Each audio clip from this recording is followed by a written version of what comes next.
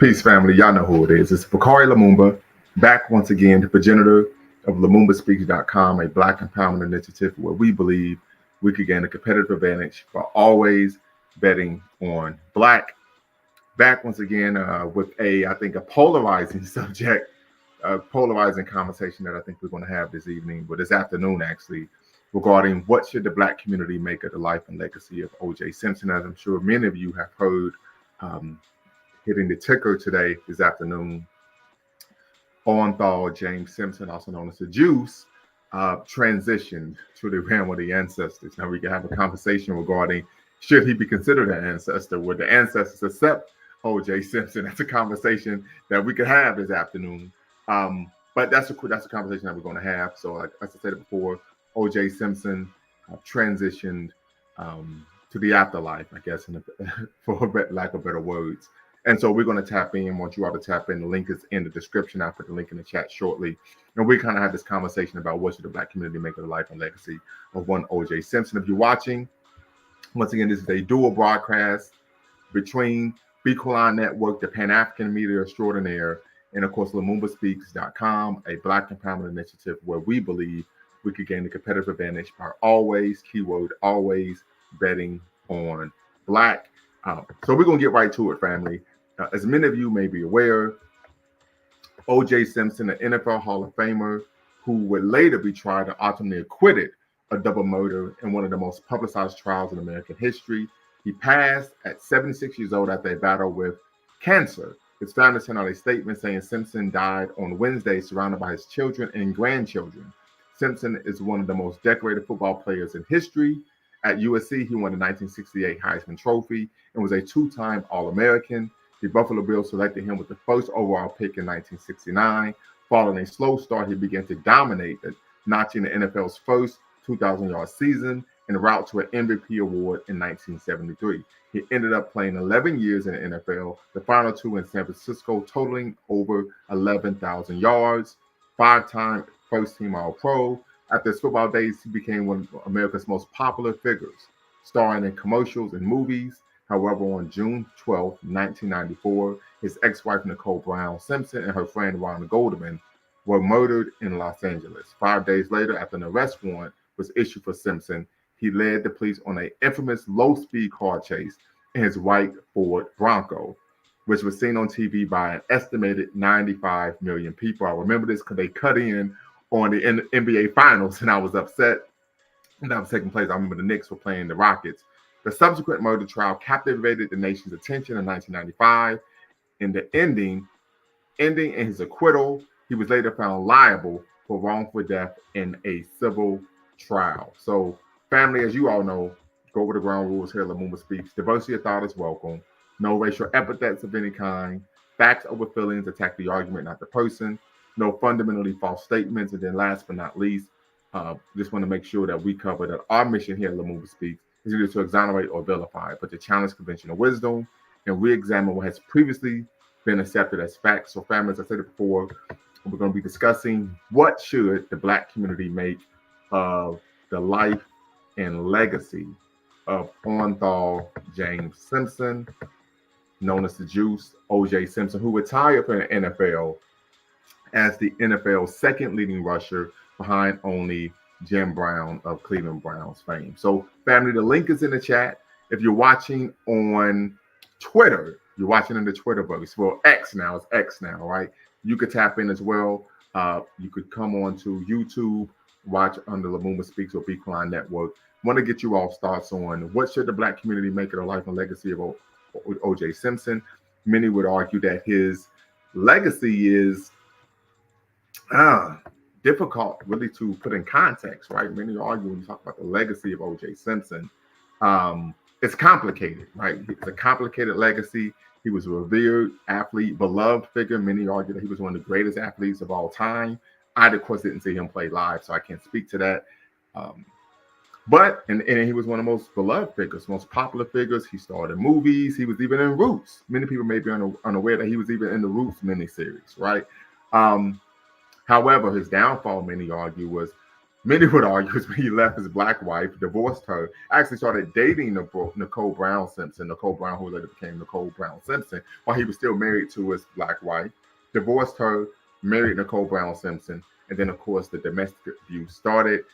I think she filed for divorce in 92. They reconciled. She eventually left him for good in 93. And then, of course, in June of 94, um, she and her friend were deleted. Of course, OJ, of course, was charged, acquitted, and basically lived his life as a pariah afterwards, right? So, tap in, family. The link is now in the chat. The link is also in the description. Want to get you all's thoughts on what should the black community make of the life and legacy of OJ Simpson.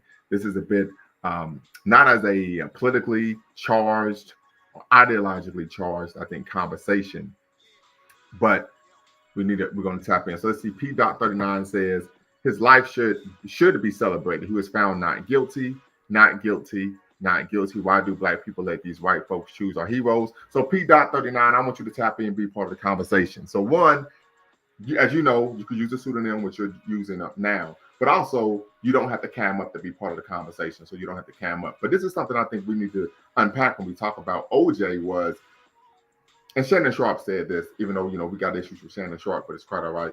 I'm going to quote him here. He said, it's hard to embrace someone who didn't embrace us, right? So, OJ was the one who was known to say, I'm not black, I'm OJ, right? And so many argue that throughout his life, he sought to behave in a manner that allowed him to ingratiate himself not only with white people, but the white power structure. And so many people take umbrage with that, right? We talk about celebrating someone who was cheated on his wife with a white woman. I mean, this is almost waiting to exhale, right? Divorces the black woman, marries the white woman. So there's a lot to unpack here. That's why I say it's complicated. Pete Dog, you say you seen him play. He was one of the greatest of all time. So yeah, I want you to tap in and we could talk about that. I mean, you could tell me what it was running style. I mean, was he shifty? Was he fast? Was he elusive? Was he powerful? I would want to know. So please share. Please share. I do know the Ohio State University beat OJ the year he won the Heisman to win the national championship in the Rose Bowl. So we got that natty. He got the Heisman, but we got the natty. But, tap in, be part of the conversation. I definitely want to hear what you have to say about that. But so I think it's complicated, right? Because the issue is we're talking about celebrating or possibly celebrating someone who never embraced his own community or his own people, right? In fact, I can recall I took a class in undergrad on the history of the criminal justice system. And so we went over a number of infamous trials, particularly in Western culture, right? One was the trial of Socrates, one was the trial of Jesus, one was the trial of Mike Tyson, the other was the trial of OJ Simpson. And one of the things they talked about was OJ actually didn't have any black friends.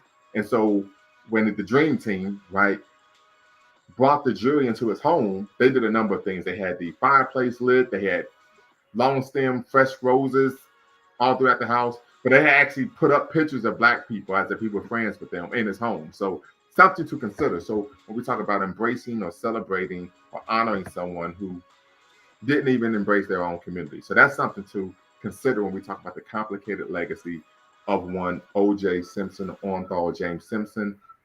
One thing that many may not be aware of is, of course, he spent the first 9 years of his career playing for the Buffalo Bills. In the last 2 years of his career, he played for the San Francisco 49ers, right? And many people may be unaware, but OJ he's from San Francisco, born and raised in San Francisco. So it says, honor to OJ. Remember him when he was with Buffalo and when he broke Jim Brown's rushing record, 2003 verse 18 plus. Okay, so some of the elders are tapping in, so it looks like they got love for OJ. So I would love for you to tap in, Rich, the African elder, give your perspective on what to make of the life and legacy of OJ Simpson. Yes, OJ is the first running back to gain 2,000 yards in a season, and he did that in a 14-game season, not a 16 or 17-game season as it is now, but a 14-game season. He rushed for 2,000 yards. So absolutely 5-time first team All-Pro, and of course he was the 1973 NFL MVP, right? And he broke that he reached 2,000 yards playing at Shea Stadium in Queens, New York, right? Queens, New York, Shea Stadium. So, which of course been torn down by now. So definitely tap in. The link is in the chat. The link's in the description. Want to get you all's thoughts on what should the Black community make of the life and legacy of the juice of O.J. Simpson. As we all know, there have been a number of videos that were played after, right, the infamous trial in which O.J. was acquitted. And so I'm gonna see if I can play some of these comedic videos and see what we get from here. Let's see here. Yeah, this is like bloopers. All right, so yeah, we're gonna. I'm gonna play this, family. I'm a bus driver. I'm sitting in my. Okay, I got you, brother. So I'm gonna play this here. And then we get you all's thoughts. It's rather hilarious, but we'll see in terms of the people who have issues with OJ, and of course how he became a social pariah after his acquittal. Give me 1 second.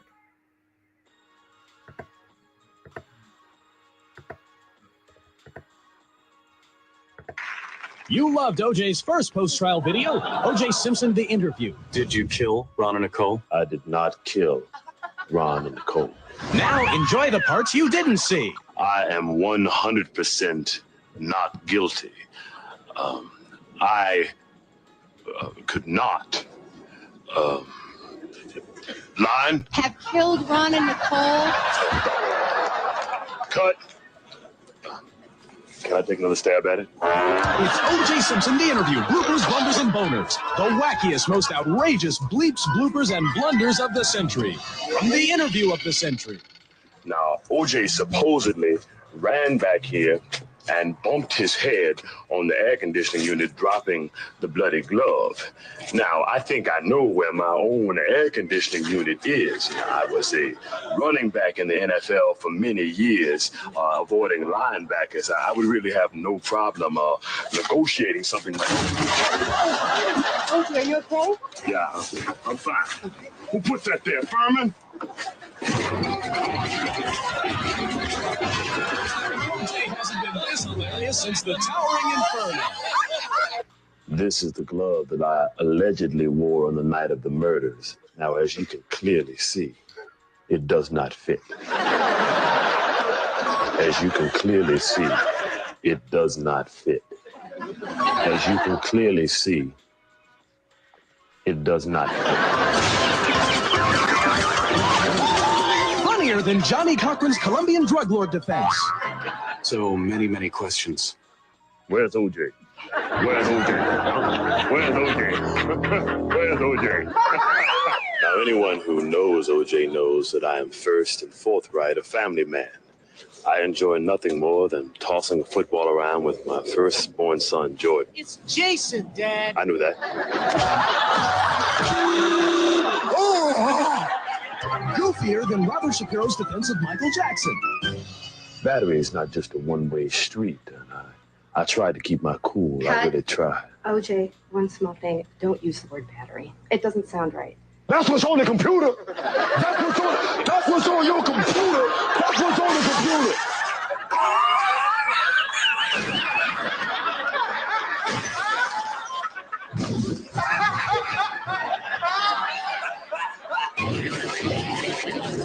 Zanier than F. Lee Bailey's Big House Home Video.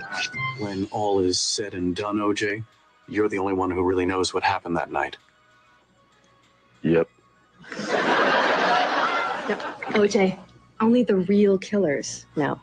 Oh, right. In closing, I would like to say once again that I am 100% not guilty. I did not commit these heinous murders, and I will not rest until the real...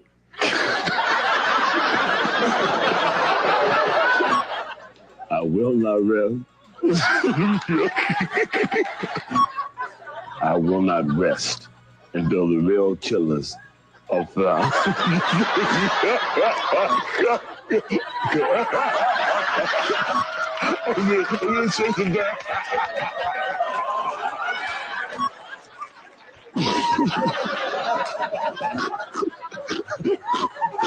Wait. All right. Get up, OJ. Get up. O.J. Simpson, The Interview. Bloopers, blunders, and boners. We've slashed the price. A bargain at only $29.95. Call 555-0132.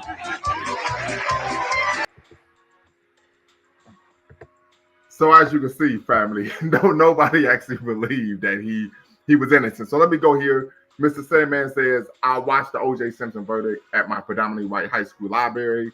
The white students were pissed and the black students were laughing. It's an odd moment for sure. So yeah, I remember I was in middle school. I was in middle school, and if I remember correctly, the verdict, when the verdict was read, they actually like paused class, paused instruction, and played it on the television, right? I remember it was all over the news, right?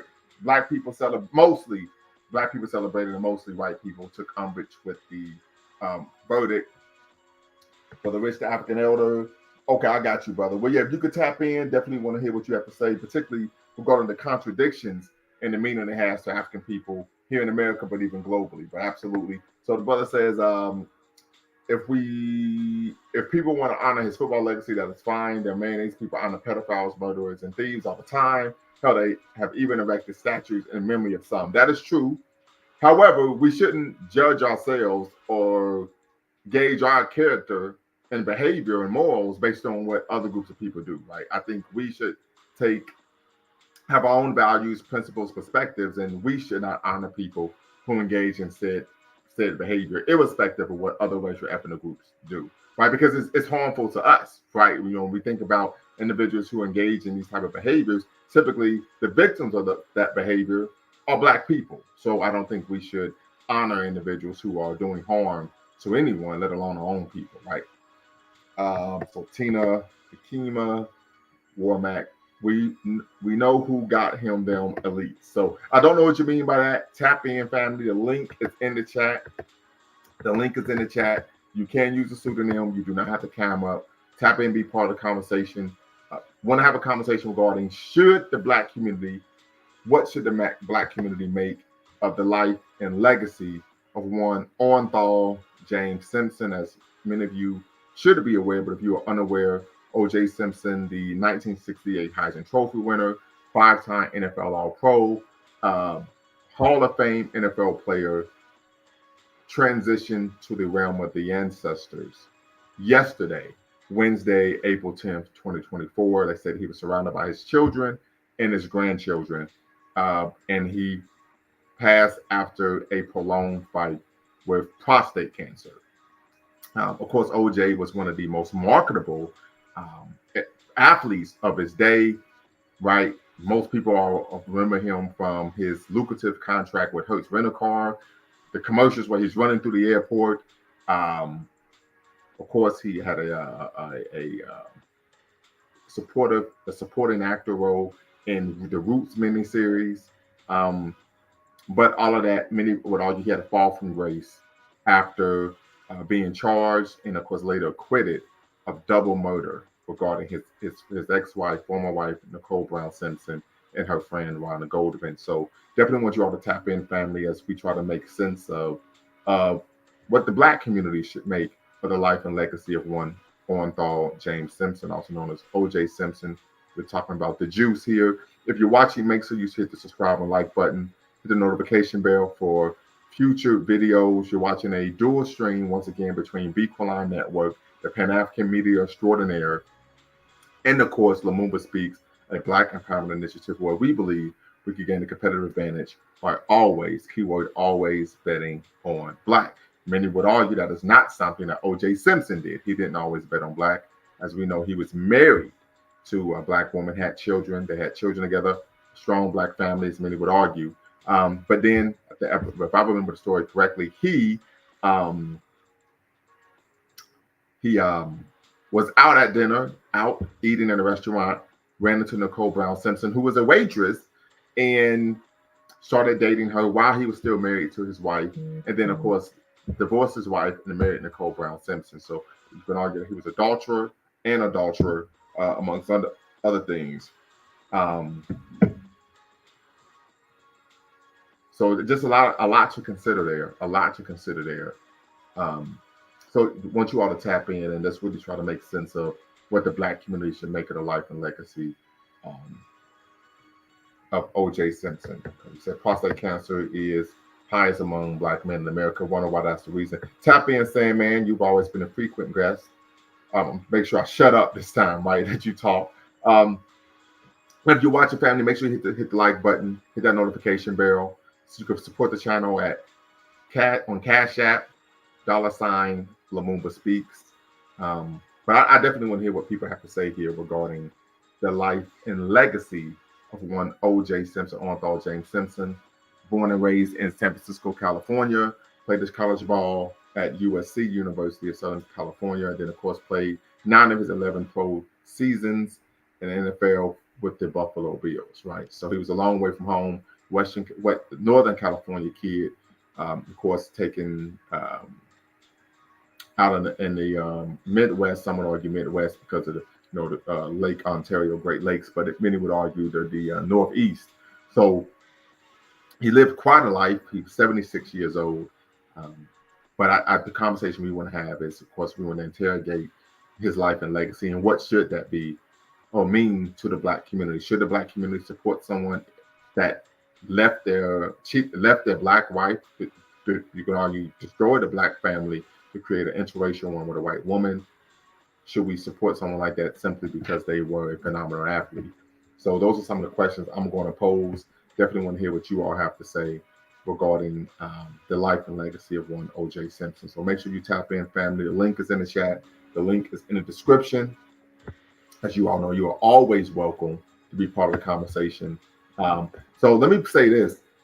If you believe O.J. Simpson is top 5 running back of all time, put a 1 in the chat. Put a 1 in the chat if you believe O.J. Simpson is a top 5 running back of all time. Put a 2 in the chat if you believe that he is not top 5. So when I think of top 5, I think of Jim Brown. I think of Walter Payton. I think of Barry Sanders. I think I could put O.J. 4. And I think I would put LaDainian Tomlinson 5. I think those would be my top 5 if I think about it. Jim Brown, Walter Payton, Sweetness, got those guys top 2. Barry Sanders, O.J. Simpson, LaDainian Tomlinson. So some of you all could tap in and give me your top 5, right? Give me your top 5 in terms of running backs, but I have them in the top 5 personally. So tap in, be part of the conversation. Definitely want to hear what you all have to say regarding what should the Black community make of the life and legacy of one O.J. Simpson. We know many would argue that he lived a life of contradiction, right? He was one person publicly and, of course, another person privately. I got Marshall Faulk over it. Everything else is the same. So when you say P-Funk 100, when you say you got Marshall Faulk over it, what do you mean? Do you have Marshall Faulk first? Do you have him over O.J.? Do you have Marshall Faulk in the top 5? So tap in, be part of the conversation. Let me know what do you mean by that. But once again, Emmitt Smith 1. All right, yeah, you wildin'. Okay, you wild. Bag 761 first. All right, I definitely need you to tap in because you wildin'. How Emmitt Smith number 1? I mean, I know he has the rushing record, but typically no one even puts him in the top 5, right? So I definitely want to hear what you have to say. Okay, you said Marshall Faulk over LT. Okay, Marshall Faulk over LT. Got you. So is that because he won a Super Bowl that you put him in over LT? I would want to hear what you have to say. I think this LT was more dynamic, and I think LT was more productive as a player in terms of their careers. I think they did overlap maybe for a little bit. I know LT, they both went to small schools. LT went to TCU. No, I'm sorry. LaDainian Tomlinson went to TCU, and of course Marshall Faulk went to San Diego State. But they both, I think, were All-Americans in college. So that's a conversation we can have as well. He was before LT. Yeah, I think their careers overlap by a little bit though, because I think LT came into the league like in the early 2000s, and then the Rams, I believe, won the Super Bowl in '99 and still were Super Bowl contenders in the early 2000s, right? Like all of us, OJ was a lot of things. Okay, OJ was a lot of things. Some good, some not. At this point, the rest is between him and his maker. Okay, I like that answer. Once again, you can tap in, be part of the combo. Definitely would like for you to share some more of your thoughts on, of course, O.J. Simpson, Anthony James Simpson, right? But I like what you have to say here in terms of some good, some not, right? Some would argue it was some good, some evil, right? Some people see him as someone who was an evil individual, particularly because of, or most reports argue that he was a consistent, incessant abuser of his ex-wife, right? Um, don't know if that's true or not, but this is the argument a lot of people make. But once again, family, tap in. The link is in the chat. The link is in the description. Want to get you all thoughts on what should the Black community make of the life and legacy of O.J. Simpson. Mr. Sandman says Barry Sanders, Walter Payton, Bo Jackson, Jim Brown, O.J. So I would take out Bo Jackson because he just didn't play long enough. He didn't play long enough, right? So yeah, I couldn't give Bo Jackson. I don't even know if he ever even made a All-Pro team. Let me look this up. Yeah, but he was a phenomenal athlete. We can all admit that Bo Jackson was a phenomenal athlete, right? He said to have run a 4.13 40-yard dash. He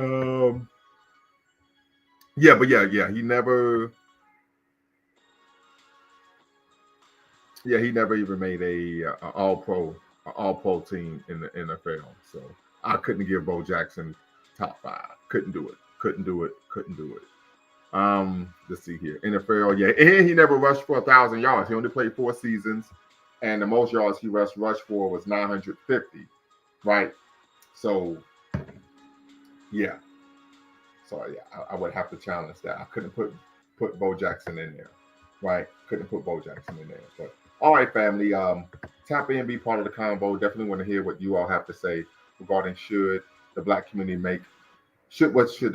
make of the life and legacy of Orenthal James Simpson. Once again, if you're watching, this is a dual stream between Frequenline Network, the Pan-African social media extraordinaire, and of course, LumumbaSpeaks.com, a Black empowerment initiative where we believe we can gain a competitive advantage by always, keyword always, betting on Black, right? So we're seeking to unpack, of course, the life and legacy from a Black community perspective of O.J. Simpson. Many people would argue that O.J.'s legacy is complicated, to say the least. As we know, he's typically infamous. He was infamous for the 1994 slaying or acquittal. He was acquitted of deleting his ex-wife and her friend in June 12, 1994, in the Brentwood neighborhood of Los Angeles. We had the infamous low speed chase in Los Angeles on the 404. And then, of course, he later was acquitted. Polarizing trial, polarizing individual. Many would argue that he didn't embrace the Black community, and so the Black community shouldn't embrace him. And many would argue that, he had a thing for white women. So definitely something to consider as we look to unpack, right, the life and legacy of one Orenthal James Simpson. So once again, family, if you want to tap in, you can use a pseudonym, and you do not have to cam up, right? So if you want to protect your identity, you're more than welcome to do so. You just have to show me who you are in queue before I bring you into the live, right? Just show me who you are in queue before I bring you into the live. You can tap in and get your perspective. But I think this is a conversation we need to have, right? Do we embrace individuals who have a checkered past, like O.J. Simpson, right? We do know about 13 years after he was acquitted, he went to prison for kidnapping and armed robbery, even though he was taking back some of his own sports memorabilia. He was sentenced to 6 years to life, served 9 years, and was paroled, if I remember correctly, in 2017. And so, this is a conversation that we want to have, right? I saw memes a couple times on social media where there was a meme of OJ, a picture of OJ, a statement with him saying, "I don't live in California because I don't want to run into the actual murderer," right? But many people would argue that, whatever the case, he was guilty of the crime that he was accused of, even although he was acquitted.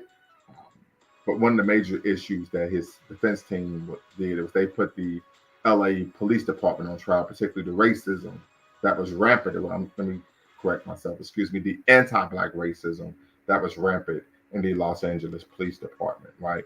And so that was a major issue that contributed to why he was found not guilty. In particular, they didn't follow the law in terms of rules of evidence, so on and so forth. So that led to him to being acquitted. Most people are unaware that he did receive a bond, right? He actually sat in jail the entire time from his arrest to the trial, which I believe was over a year, right? He was arrested in June of 94. Then I believe he was acquitted in October of 95. And so throughout that time, he was actually in the LA County jail, right? But he was able to make it through, and he was found not guilty. So definitely, family, want you all to tap in, be part of the conversation as we discuss what should the Black community make of the life and legacy of Orenthal James Simpson, also known as the Juice family. If you're watching on Twitter, you can tap in at Lumumba Speaks and be part of the conversation here on YouTube. So definitely want to get you all's thoughts on the situation. As I say, that I believe it's a complicated life and legacy, which I think, as Brother R.Y. stated, people are a lot of things, some good, some bad, right? But I think it's a conversation that we should have. Should he be embraced? Should there be memorials? Should he be praised and pedestalized? Something to consider. But definitely want you all to tap in, family, to be part of the conversation. Because I definitely want to hear what you all have to say regarding this issue, right? So definitely want to hear what you all have to say regarding this issue. So tap in. The link is in the chat. The link is in the description as we discuss, of course, what should the Black community make of the life and legacy of O.J. Simpson. So this is a question I would ask. How many of you believe that he was guilty of the crime that he was accused of, right? He was accused of a gruesome double murder of his ex-wife and her friend, Ron Goldman. How many of you believe that he was actually guilty of the crime that he was acquitted of? So definitely want to hear what you all have to say there. Something to consider. Put a 1 in the chat if you believe he was innocent. Put a 2 in the chat if you believe that he was guilty, right? Don't forget, family, the link is in the chat. You can tap in at any time. Want to hear what you all have to say on this issue. So make sure you tap in. All right. Absolutely. Orenthal James Simpson. All right. If no one taps in, I think I'm gonna have to tap out, right? So definitely want to hear what you all have to say, family. Particularly Rich the African Elder. I know you stated that you are at the Port Authority having some connection issues. Sorry to hear that. But P.39, definitely want to get your perspective as well regarding what are your thoughts on OJ. Same with KB72977. I want to get your thoughts on that as well, in terms of you saying maybe we should, irrespective of his sordid history and past. And of course, Tina, you said it, we know who got him the elites. So I guess I'm inferring that you're stating that he was deleted by some of the various individuals or entities in power. So tap in, let's really unpack that statement. What do you mean by that? And why have you taken that position? Definitely want to hear what you have to say there regarding that issue. Once again, family, you're watching a dual stream between Beatline Network and Lumumba Speaks, the Black Empowerment Initiative, where we believe we can gain a competitive advantage while always betting on Black. So just want to get you all thoughts on what should the Black community make of the life and legacy of Orenthal James Simpson, the first running back to reach 2,000 plus yards in an NFL season. And of course, he did that in a 14-game season. Now the NFL has 17-game seasons, but of course, up until recently, they had 16-game seasons. So he did it in less games. So of course, we've discussed if O.J. Simpson's in the top 5, but it's definitely want to get you all's thoughts on this issue. So tap in, family, be part of the conversation as we discuss what should the Black community make of the life and legacy of O.J. Simpson. Right? So the link is in the chat, link is in the description. Definitely want to hear what you all have to say, because I don't want to talk forever, right? I don't want to talk forever. But I just think this is an interesting conversation to have. If you're watching, make sure you hit the subscribe and like button, thumbs up, thumbs up, thumbs up. Make sure you hit the notification bell as well. But I think this is something to consider in terms of O.J. Simpson. His legacy, of course, is complicated. But should we celebrate someone who committed adultery, left his wife, like I said, Aiken, waiting to exhale, married a white woman, and then, of course, is accused of what he was accused of? I don't think we could hold that against him because he was acquitted. But someone who many have argued did not embrace the Black community, right? And so why should we embrace a man who didn't embrace the Black community? He is most notably known for notoriously saying, "I'm not Black, I'm OJ." As he said, there's nothing to really say about it. TIZ said there's nothing to really say about it. Okay, but why are you taking that position? That's the question I would have. Why are you taking the position that there's nothing to really say about it? So hopefully you could tap in, be part of the conversation, or put a comment in the chat to share with us why you believe this is a non-issue, non-conversation, right? And love to hear what you have to say. So that's really all I have, family. But I'm gonna leave it open, leave the live going, because I really want to get the community's thoughts on this issue. Right? There's a lot of articles actually coming out here. His trial was almost the trial of the century. He had a legal dream team. Johnny Cochran, who famously pleaded to the jury during closing arguments, if it doesn't fit, you must acquit, a reference to a glove matching one found at the scene of the murders. His case sparked debates on race, gender, domestic violence, celebrity justice, and police misconduct. The criminal court jury found Simpson not guilty of murder in 1995, but a separate civil trial found him liable in 1997 for the deaths and ordered him to pay $33.5 million to the family members of Brown and Goldman. A decade later, still shadowed by the California wrong death judgment, Simpson led 5 men he barely knew into a confrontation with 2 sports memorabilia dealers in a cramped Las Vegas hotel room. Two men with Simpson had guns. A jury convicted Simpson of armed robbery and other felonies. In prison at age 61, he served 9 years in a remote northern Nevada prison, including a stint as a gym janitor. He was not contrite when he was released on parole in October of 2017. Parole board heard him insist yet again that he was only trying to retrieve sports memorabilia and family heirlooms stolen from him after his criminal trial in Los Angeles. I basically spent a conflict-free life, said Simpson, whose parole ended in late 2021. Public fascination with Simpson never faded. Many debated whether he had been punished in Las Vegas for his acquittal in Los Angeles. In 2016, he was the subject of an FX miniseries, a 5-part ESPN documentary, OJ Made in America. I don't think most of America believes I did it, Simpson told the New York Times in 1995, a week after the jury determined he did not kill Brown and Goldman. I've gotten thousands of letters and telegrams from people supporting me, right? Let's see here. If I did it, so he did write a book, If I Did It, Confessions of the Killer. This dude is wild here, right? He wrote that book, If I Did It, Confessions of the Killer.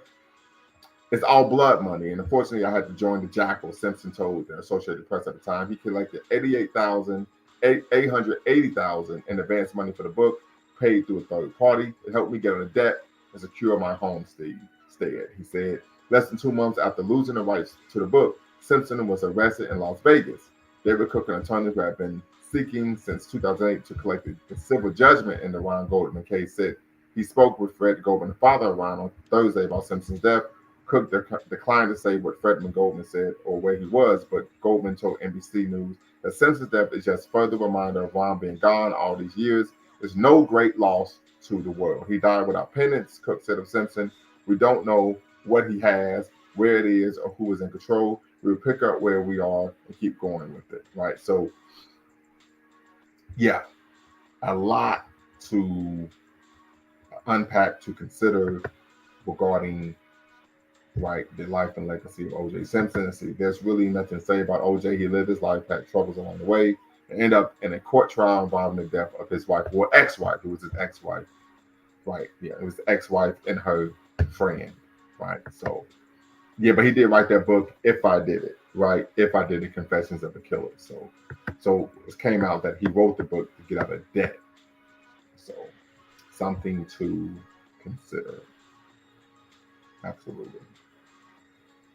All right. So, family, tap in, be part of the conversation. Definitely want to hear what you all have to say regarding this issue.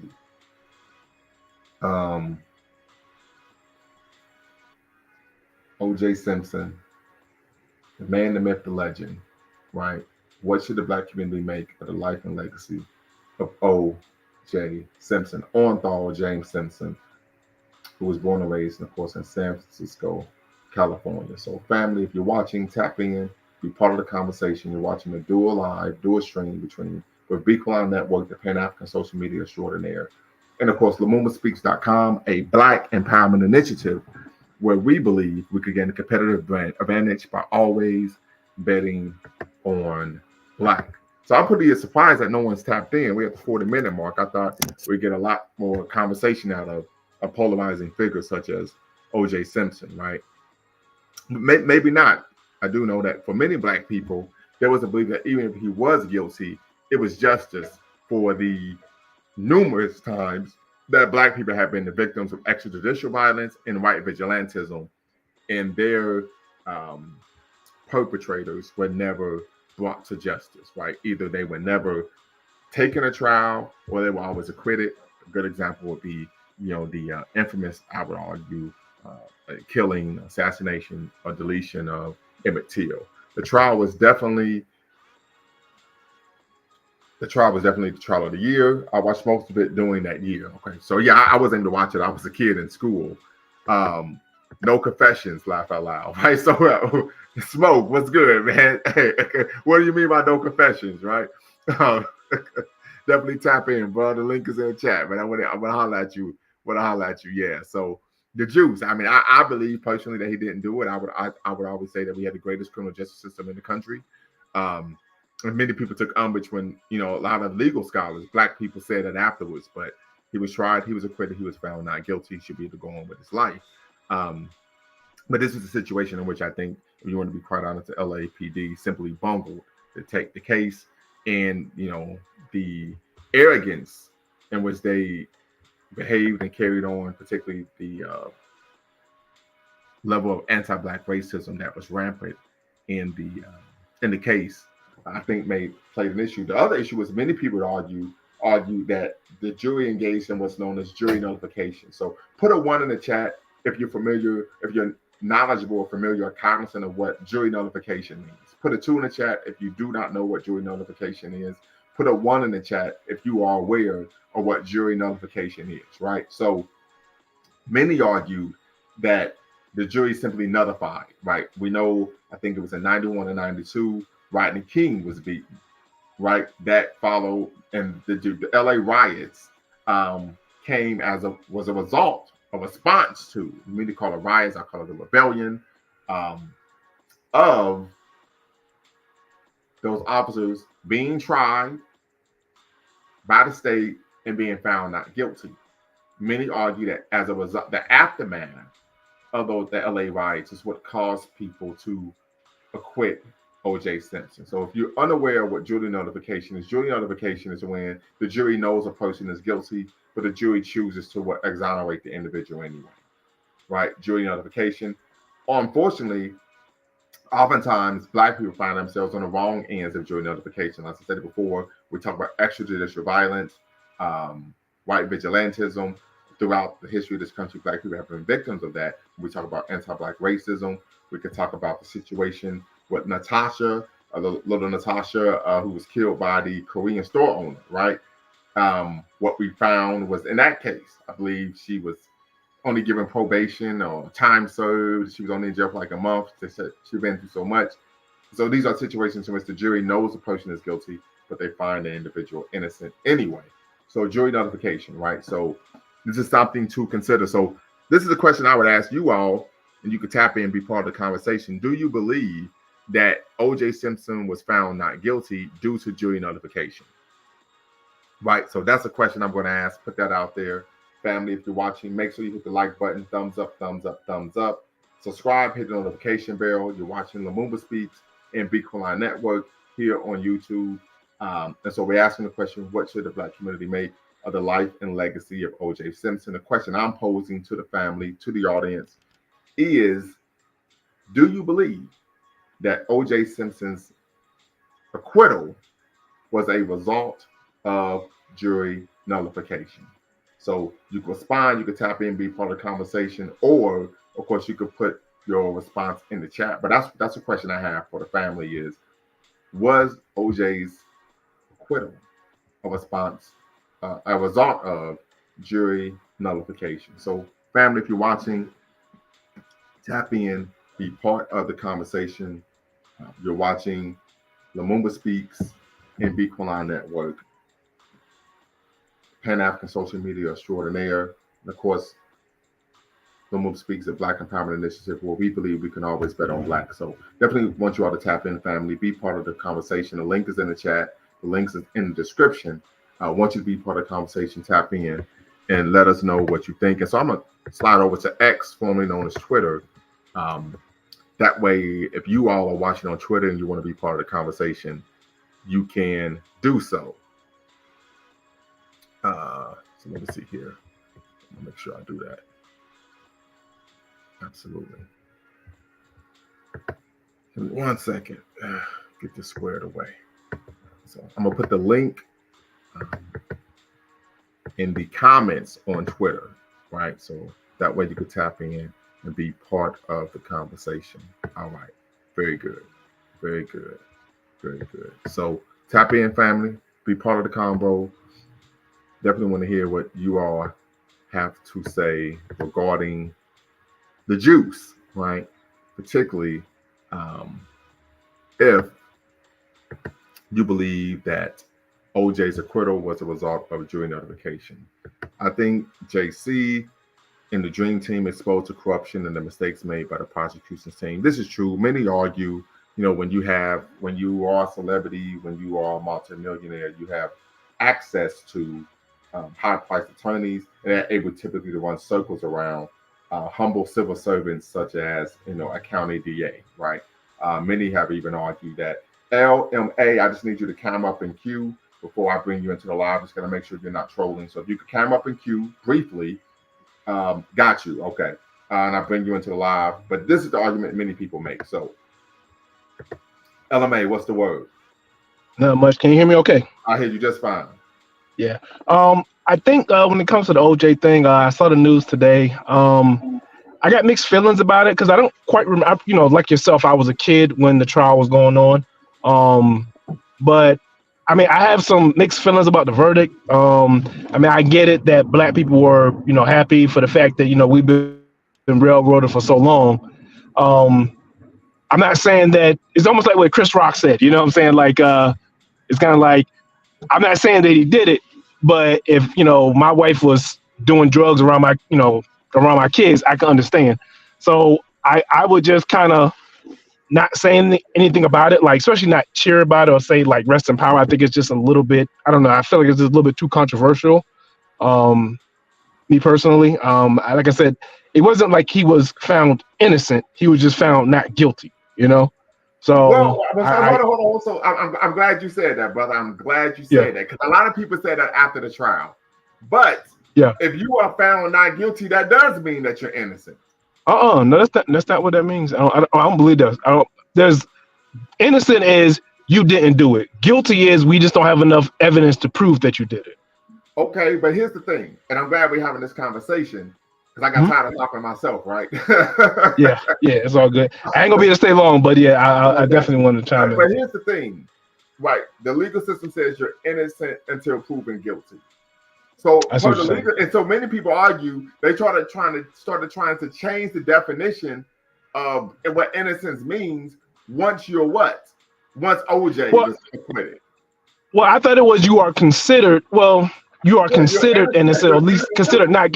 I mean, we can get into semantics, but it's almost like and I can't remember all the details of Zimmerman. You know what I'm saying? The Zimmerman case, he was found not guilty. Now, obviously, we can't prove that he, or they couldn't prove that he had malice or whatever because there was just no evidence, no video, and all this other stuff. But deep down, all of us, we're kind of like looking at it sideways, like, yeah, man, the courts may say that you are not guilty, but we still, So I just, it's not.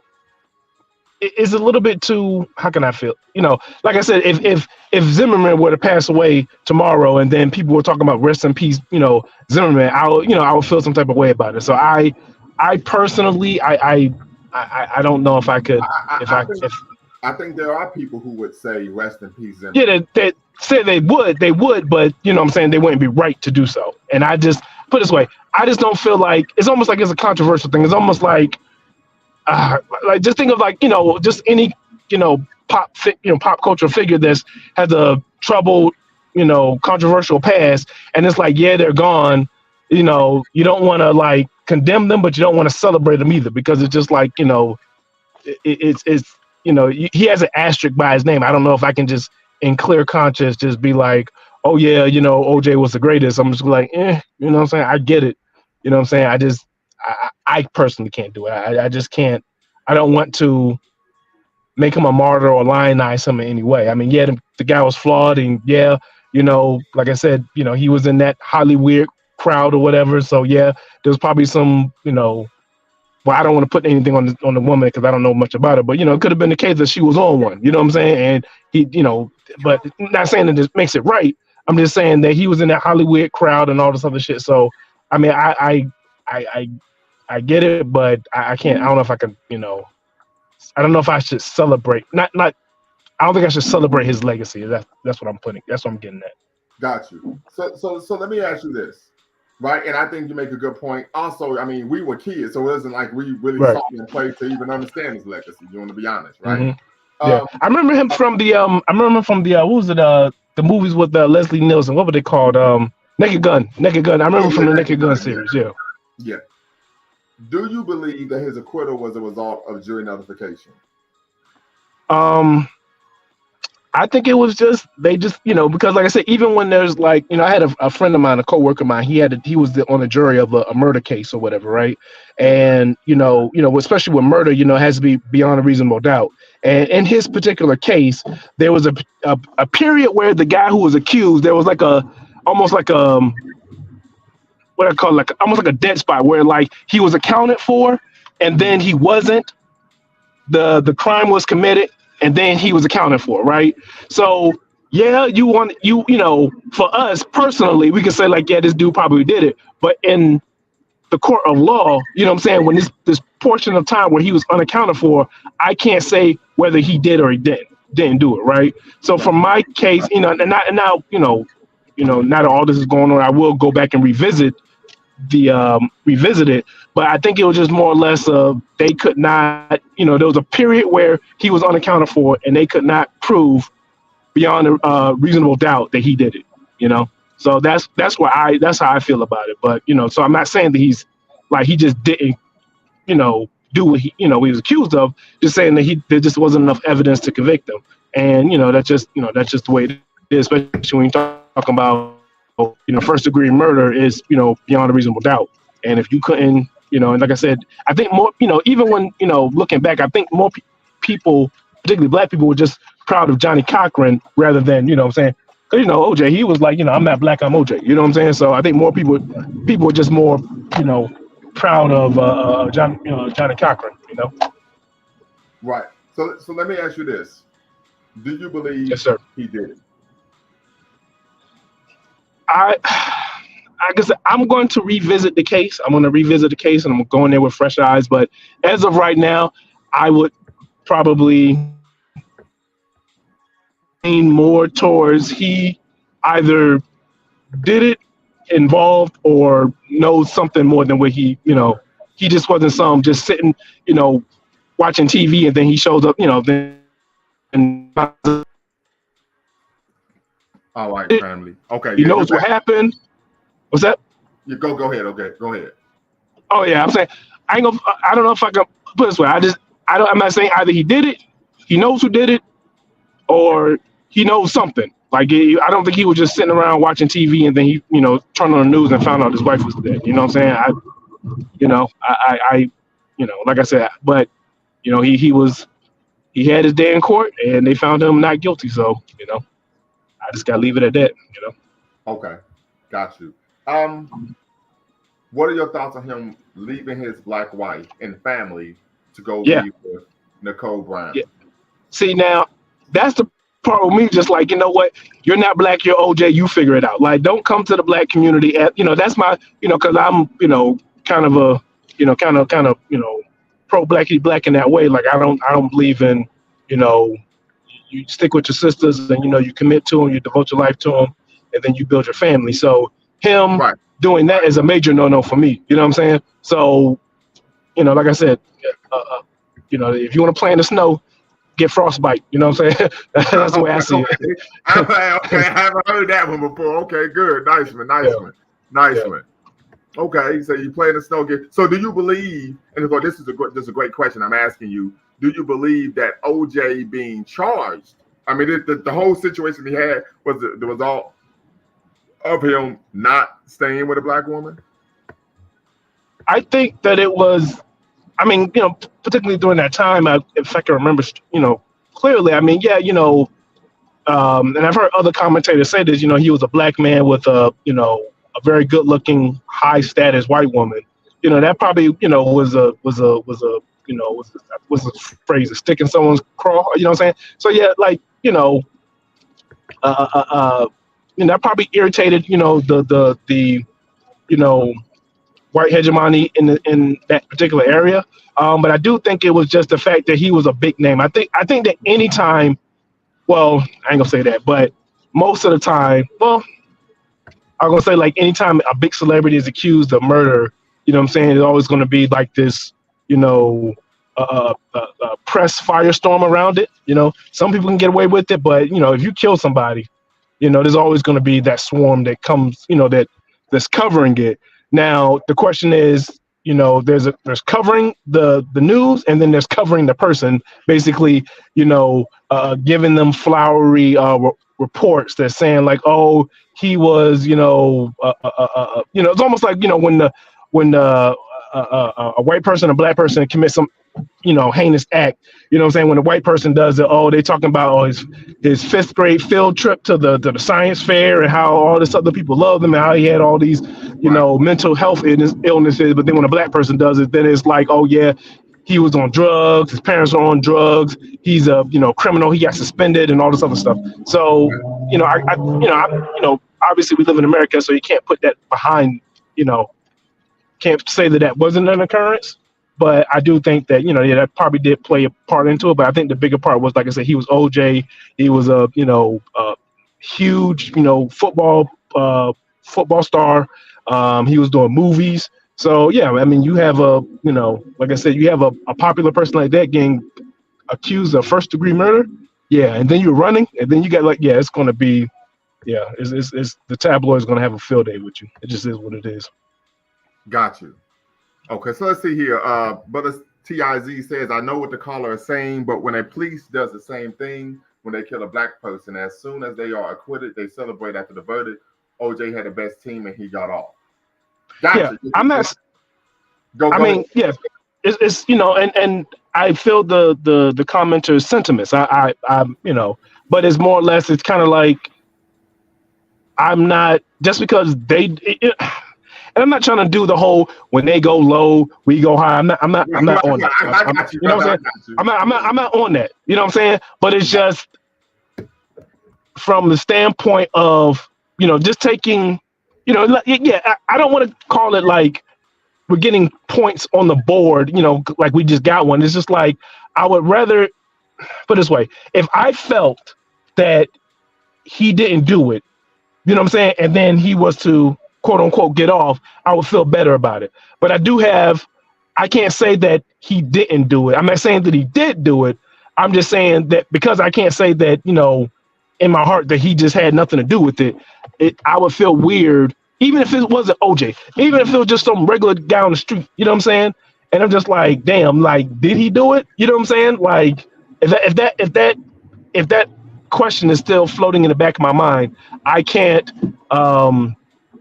in good reason, I mean, in good conscience, just be like, RP, man, you the greatest and all this other stuff. But like, no, man, you know what I'm saying? Like, even, like I said, it's just, even if you had a friend, right? They were accused of killing somebody. And then all of the evidence shows them, in the vicinity, walking into the same room or walking into the house, but then, like I said, the accountability goes, is disappears, and then they reappear. You know what I'm saying? And then that you can make the argument that he did do it, but you just don't have the evidence. And so, like, yeah, that you can't convict them, but when you're hanging around, you can be like, damn, did this dude really do it? You know what I'm saying? It's going to stick in the back of your mind. You know what I'm saying? Because you don't have a clear yes or no. This was just he was found not guilty. And don't get me wrong, like I said, I'm not, I would love to, I'm not one for, trying to give, white supremacy, points on the board or whatever, but it's just like, just from a humanistic sense, I can't, I just can't, in good conscience, you know, what's what I'm looking for? When you say lionize this person, I'm not trying to lionize him, Right.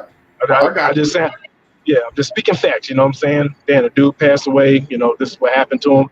I'm just speaking facts. At this point. But I do plan on revisiting the case just to see if I'm missing anything, and I may see something. I'm like, okay, well, maybe he didn't do it. But Right. as of right now, let me ask just one question, and then I'm gonna let Sister Michelle tap in. Yeah. Is he your top 5 run? Is he in your top 5 running backs all time?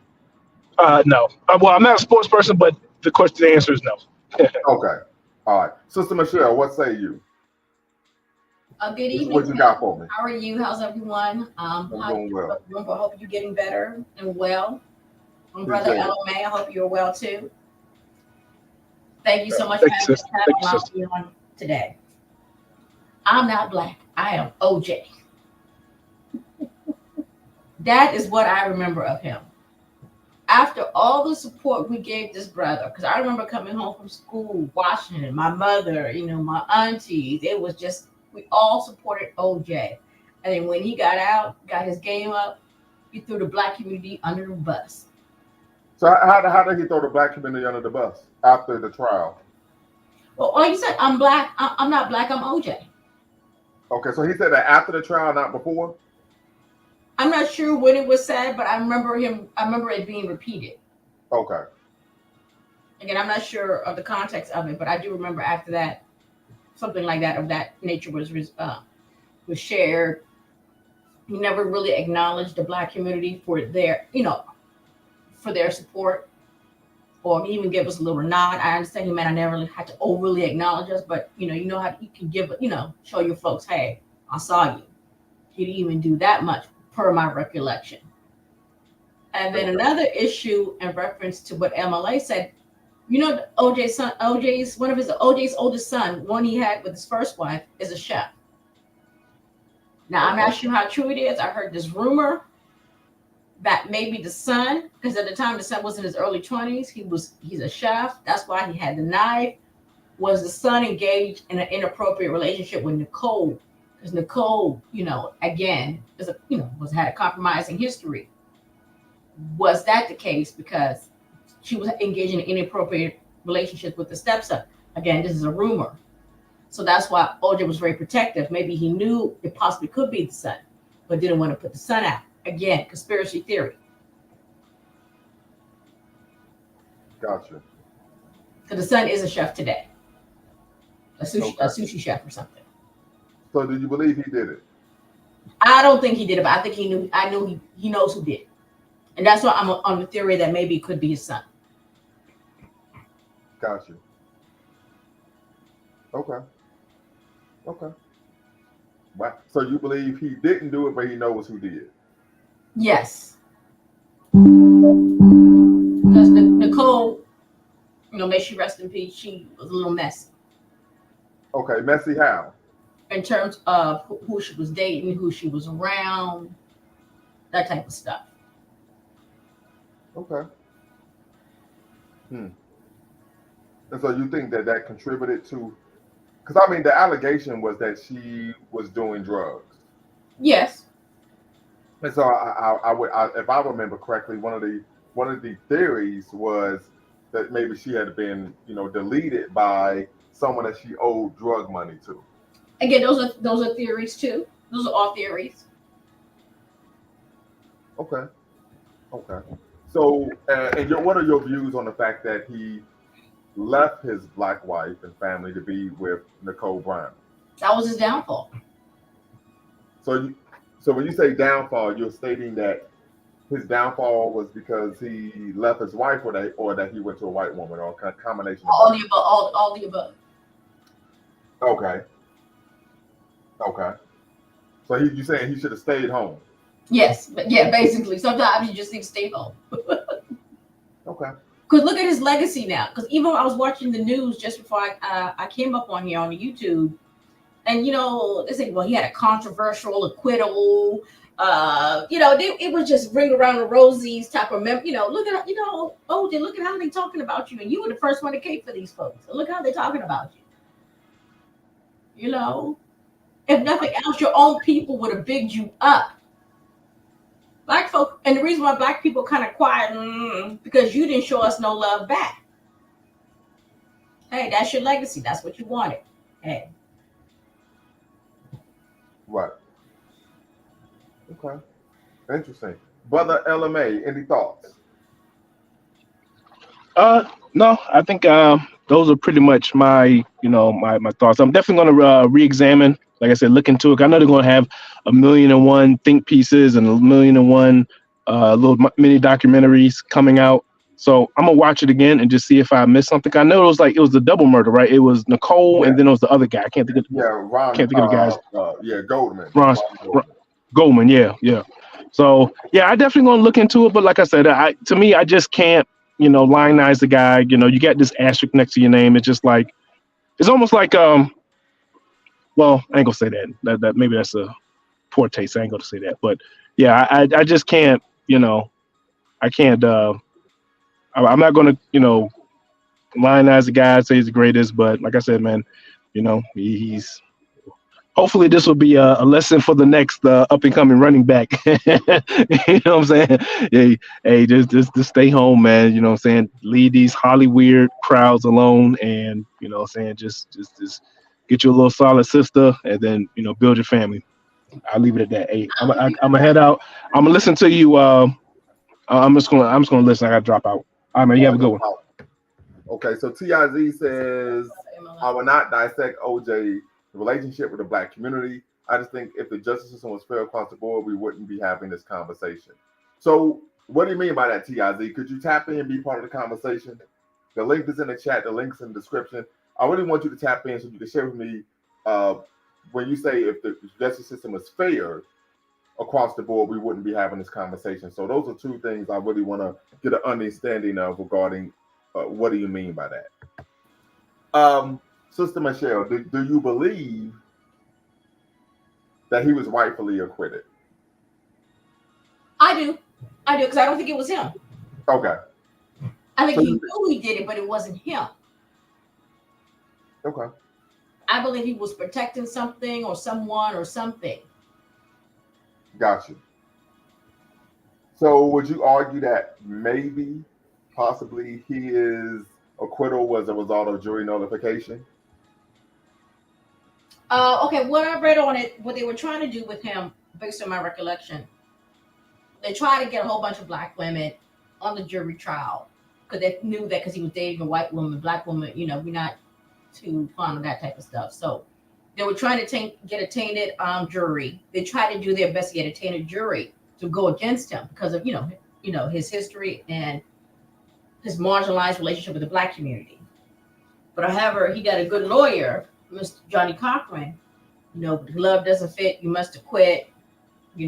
Exposing the racism within the LAPD, the police department, which helped win his case. And also another factor he needs to understand what also helped him win his case was the fact 2 years prior to that was the LA riots. Right. So, and guess that at a time, LA was still majority black. If he had the trial, actually, LA has never been majority black. But it was good. I would say this: there was a good amount of black people there to fear another riot to come off. I'll say that. Okay. Now, if he would have it today, again, because of we being systematically removed, and these are the consequences of us being systematically removed. There's that level of fear that we're going to riot or that we're going to provide some type of consequences to a certain matter. Many have made an argument that was a part of the reasoning.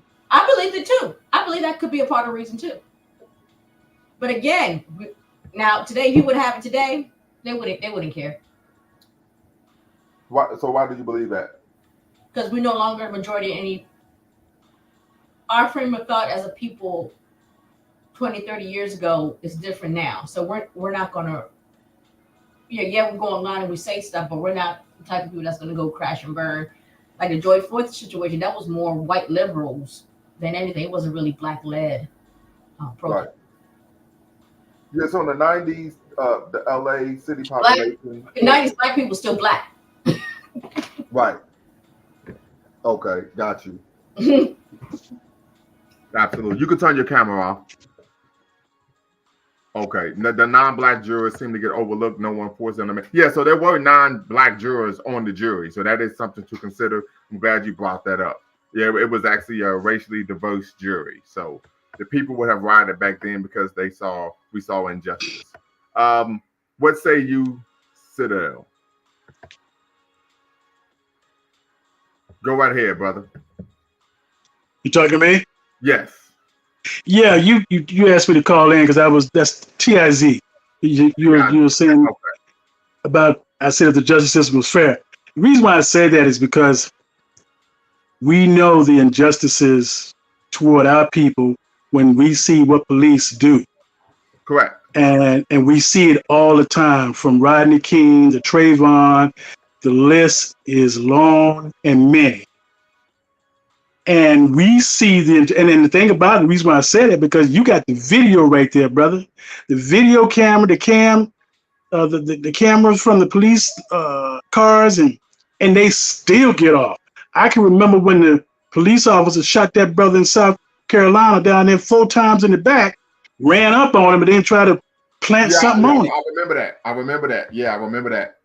Now, fortunately, he got some time. He served some time on that because the video there was a brother who caught that whole thing. Mm-hmm. And they tried to put him in jail. Right.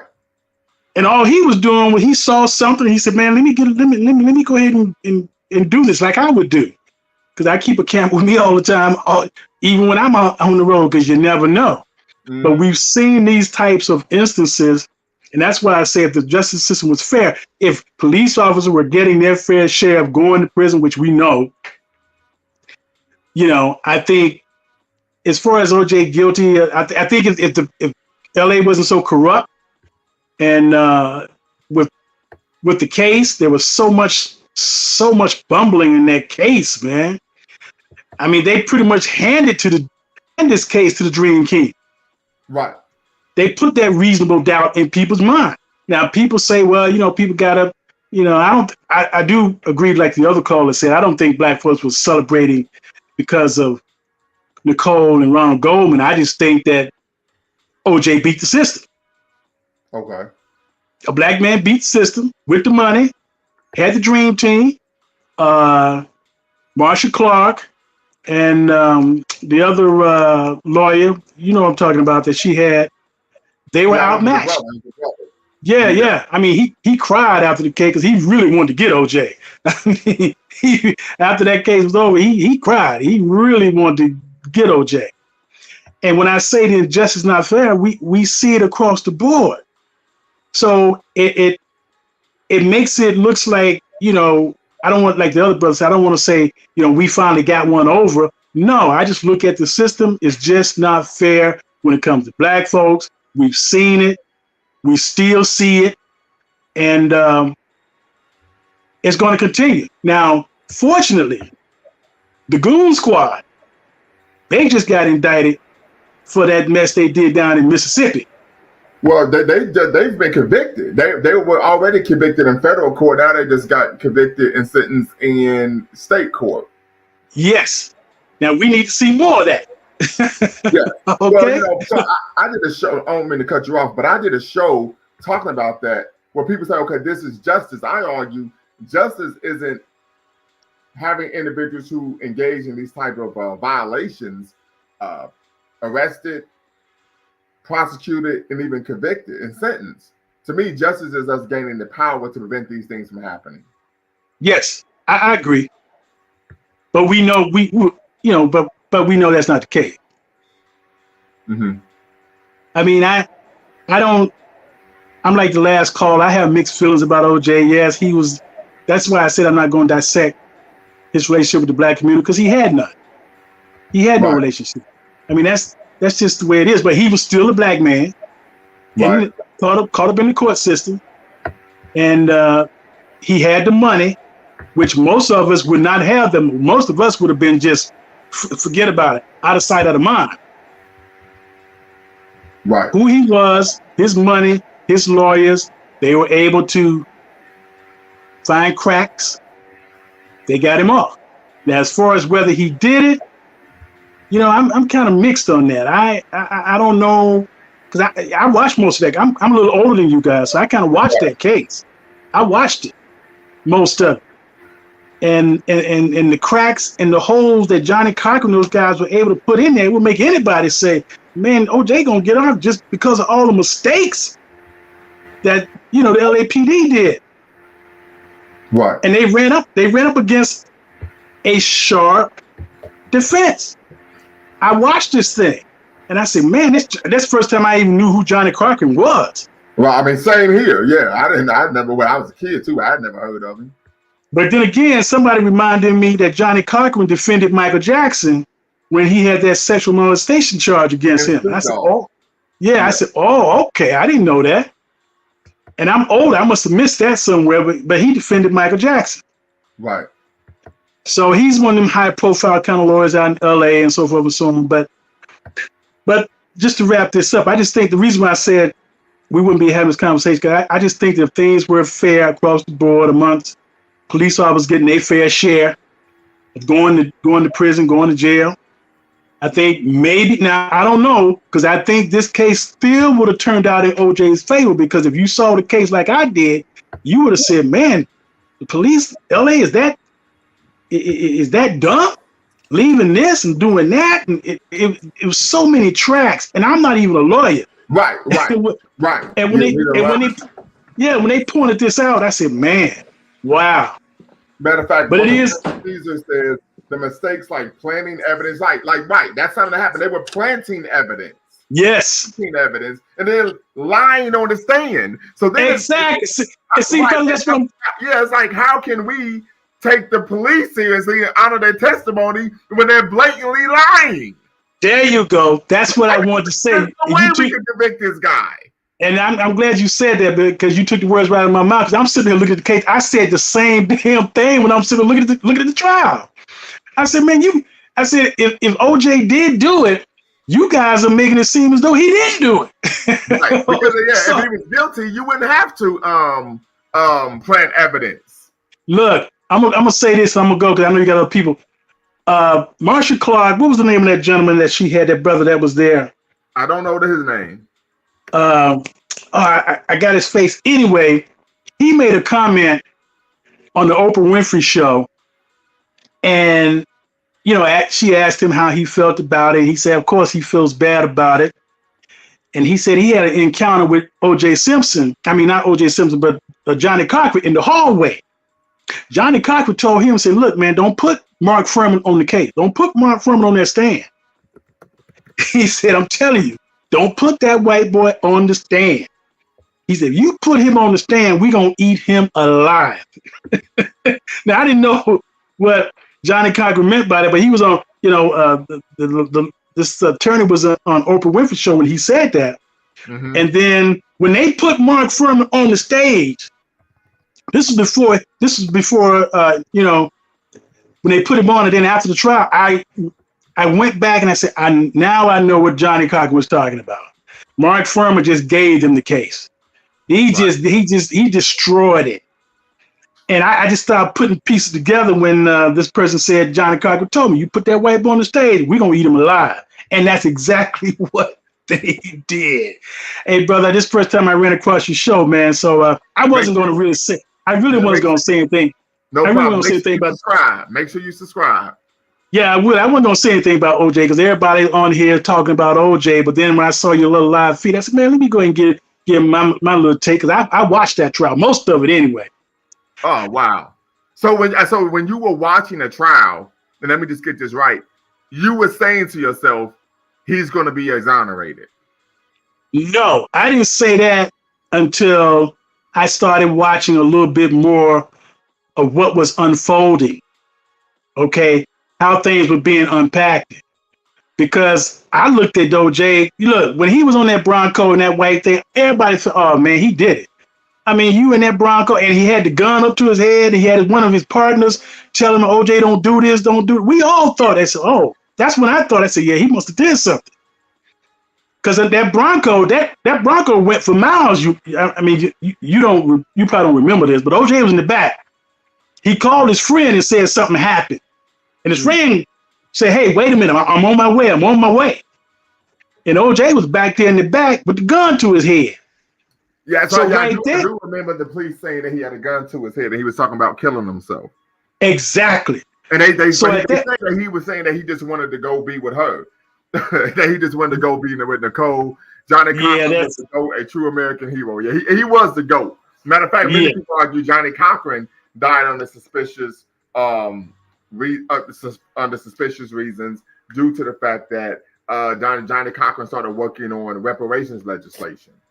Well, yeah, he started working on that, but Johnny Cochran, from what I've read, had an inoperable brain tumor in his brain. Okay. So that's what I've read, and if that's the case, then it was something that they couldn't operate on because of the position of where the tumor was. Okay. Those are things I read, but yes, he was working on that. But when I looked at more of the cause of his death, and they said he had this inoperable brain tumor, I said, okay, well, he died too soon, way too soon. But anyway, brother, it's been nice talking to you. No problem. Well, no problem. Brother Sandman, what say you?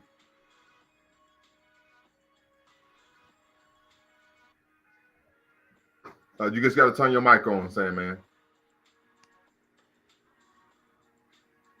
It's on. Okay, I can hear you.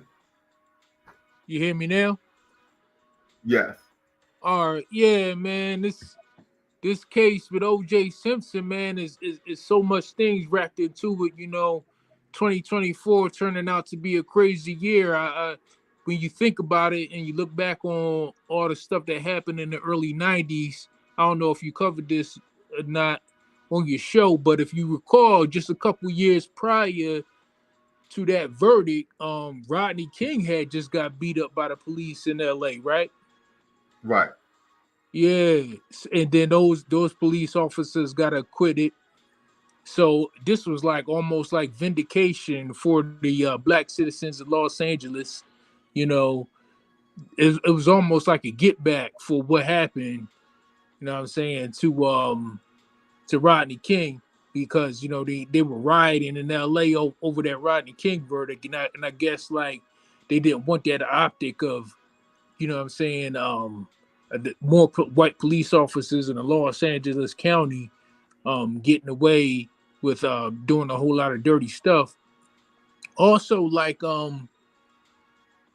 another crazy thing is another person who was on that dream team for O.J. Simpson was Kim Kardashian's father. Right, that's true. Yes. Yeah, Robert Kardashian. But I think that man passed away a few years back, and then we know Kim Kardashian's association with Kanye West and his issues with the his clothing brand and him saying all kinds of things about Jewish people. All of this stuff is coming to head, a whole lot of crazy stuff going on in 2024. But as far as embracing O.J. Simpson, I think O.J. Simpson was a representation of one of the very first sellout black men to make it on the big screen in the United States. He was the spokesperson for the sellout black man, you know what I'm saying? Because he was saying, like you said, he was saying, he ain't black, he OJ. And then if you recall, during the civil rights movement back in the in the late 60s, a whole lot of athletes like Kareem Abdul-Jabbar, Jim Brown, Muhammad Ali, they were taking a stance against, the injustices against black people. And then like OJ was the first, major black star in the 70s to say that, I don't want to be a part of that associated with that civil rights struggle. I just want to be known as OJ, and I think that he got accepted by white America more so by taking that stance. And then he had this huge following when it came on when it came to television, the movies, and he was also one of the first black announcers or for football games in the 80s too. But that's a little bit before my time and all. But yeah, that's kind of what he represented. You know what I'm saying? The first, like, maybe sell out is too harsh of a word, more so as being known for just being OJ as opposed to being OJ, the black superstar. Just tell us, provide me with a definition of what do you mean when you say sell out? When I think of a sellout, I think of a guy that wants to be a part of the dominant white society, for fame, and he'll sell out his identity of being a black person just to gain more notoriety with the contemporary white power structure in the United States. So if you're a black person and you want to have like more success, and be more marketable to the white audience, you know what I'm saying? You can't really associate yourself with any civil rights movement. You got to say that, I'm just a brand, kind of like what Jordan do, but Jordan is like so big, it don't even matter what color he is, you know what I'm saying? But when people think of Jordan, they don't think he's the black greatest basketball player in the world. They just think he's the greatest basketball player in the world. He transcended his color, you know what I'm saying? But there's a certain group of people who attempt to transcend it, you know what I'm saying, by kind of just dropping their association with being black, you know what I'm saying? And just, going completely, just kissing ass, so to speak, I think that's a good point, because one of the things I don't think a lot of people are aware of is that when OJ, and you spoke to this, he was one of the first black Monday Night Football and commentators. Most people aren't aware that he actually took the bass out of his voice when he was commentating, and many people argue he did that to make white people more comfortable with his presence. Yeah. So that's a good point that you brought up, Brother Sandman. Yeah, Brother Shane, once again, tap in. You can remain anonymous. You could use a pseudonym when you tap in. Use a pseudonym, and of course, you can't keep your camera off, so you can maintain your identity. Right. So, go right ahead, Mr. Sandman. Yeah. So what I'm saying, we see a lot of mega black superstars do that, where they kind of drop their black identity. Like, what do you think about Michael Jackson and him bleaching his skin and straightening his hair to become the major superstar that he became? Do you think that he was selling out, or do you think he really had, that skin disease? I think he had skin disease. I think he had skin. All right. So one, I would say we don't know if he had that vitiligo. Right. Yeah, he was in the fire. He was in the fire. Well, I understand that, but what I will say is I think he took issues with his appearance. Right. We do know he had a nose job. Right. We do know that he made the song "It Doesn't Matter If You're Black or White." We do know that he chose to couple and procreate with a non-black woman. He didn't create no non-black. He didn't have black children. Period. He was with Elvis Presley's daughter. Yeah, but he did not have black children. Because even if he laid up with a white woman, his kids were still look. The Jackson family had some dominant features. I know. I got you. So he chose to be with a non-black woman. Appreciate the correction. So I see you own that one. I ain't even mad at you. Go. You know what I'm saying? I ain't even mad at you. So I think these are issues. I think he in the 80s. I remember in the 80s, Thriller came out. I was aware of Thriller, liked the album. He was a handsome black man. Many people say he passed looking like an unattractive old white woman. So at the very least, we can say that he took issues with his appearance as a black person. Right, and he even like changed his voice, like because that made me ask that question because you said O.J. Simpson took the bass out of his voice. You know what I mean, when he was announcing on Monday Night Football. But when you listen to Michael Jackson talk, you know, on all of his interviews, they say that he took the bass out of his voice to sound like, you know what I mean, a little girl or something like that when he talked. You know, but they said in real life he actually had bass in his voice or something like that. And then he even said on one of his interviews, I think it was with Oprah, he tried to claim that he got the nose job for because it helped him sing better or something like that. Yeah. I don't know. Right. He did not deny his blackness. In 19, remember the video? Remember the time he had black heroes and sheroes in the Egyptian era? Yeah, right. I remember the video. I remember. I love the song. However, I would argue that that's cool and all, but look what you're doing to yourself.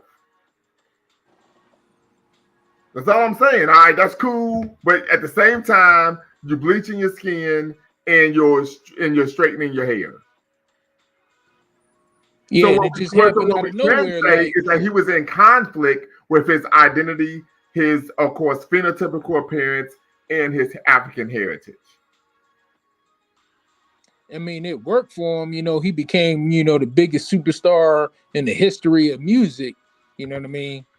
But it was the black, I'm sorry, Mr. Sandman, but it was the African or the black heritage. That's why he can move the way he can move. He had the special skills that he had. That's nothing but innate spiritual innateness that was put in him is from us. Because nobody in the world can do what Michael Jackson did was a combination of what we've been doing for hundreds of years, and he took it to the whole nother level, Mr. Sandman. Yeah, I mean, I agree with you for the most part, you know. But, you know, I mean, we was kicking it like Michael Jackson before he even broke it out and made it public to the white people. Like, we was already breakdancing in the hood in New York City, you know what I'm saying, doing all the moves, the moonwalk and all the robot before he even made it public, you know. He just took something that we did regularly and made it public, you know what I'm saying, and it went and it blew up, you know, and everybody wanted to be like us, you know, so to speak. They wanted to have our flavor, so to speak. He made it cool to be black, but it almost seemed like by him bleaching his skin and straightening his hair and getting a nose job and a lip job, it made it easier for him to transition into superstardom, so to speak, you know, because more not just white people but also Asian people can relate to him better because, you know, he looks more like them than he does like us at that point, you know. He didn't even resemble a black person anymore by the end of his career. But he never said he wasn't a black man. Well, I mean, so we would have to go back. But what I do know is that your boy said it doesn't matter if you're black or white. So, okay, you say y'all don't know what was going on with MJ. He was proud of his blackness. So tap in, be part of the conversation, and hopefully you can unpack, right, and share why you believe he was proud of his blackness, even though he bleached his skin, straightened his hair, and got a nose job. All right. So I'm not saying he was 100% into his blackness, but he didn't deny it. Rhinoplasty, right? I think that's what it's called. And then, you know, all of the black entertainers from way back in the day, especially the old jazz dudes from the 1940s, 1950s, all of them straightened their hair, You know, Nat King That is true. Cole. Yes, that is very true. Nat King, what we call conking. Yes. yeah. Even Malcolm X talked about when he was still Malcolm Little and before he accepted the Nation of Islam, he used to straighten his head. Yeah, he used to conk his hair. Yes. Yeah. This is an issue that we saw with black men that we still see with black women to this day. Yeah. That's a great point, Mr. Sandman. Great point. Yeah, black women still straighten their head today. Bleach and perm and all that good jazz. But we want to make sure we stay on topic. So, Mr. Sandman, what is the legacy of O.J. Simpson, in your opinion? Well, I can't put him in the moniker of some of the greatest black people in history, mainly because he's mainly known for sports. You know, he's not known for doing anything about civil rights or any other thing that's pertinent to improving the lifestyles of African Americans or Africans in America or Africans abroad. I think his legacy mainly it encompasses his great football talent.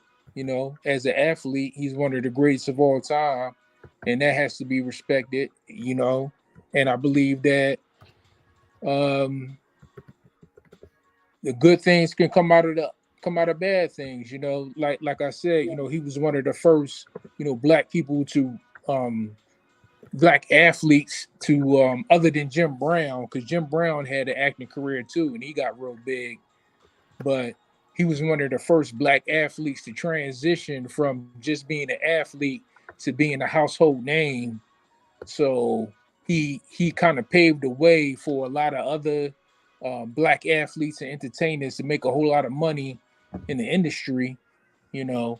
So even though he might have been somewhat of a sellout, he's kind of a trailblazer too, in regards to like black people being able to go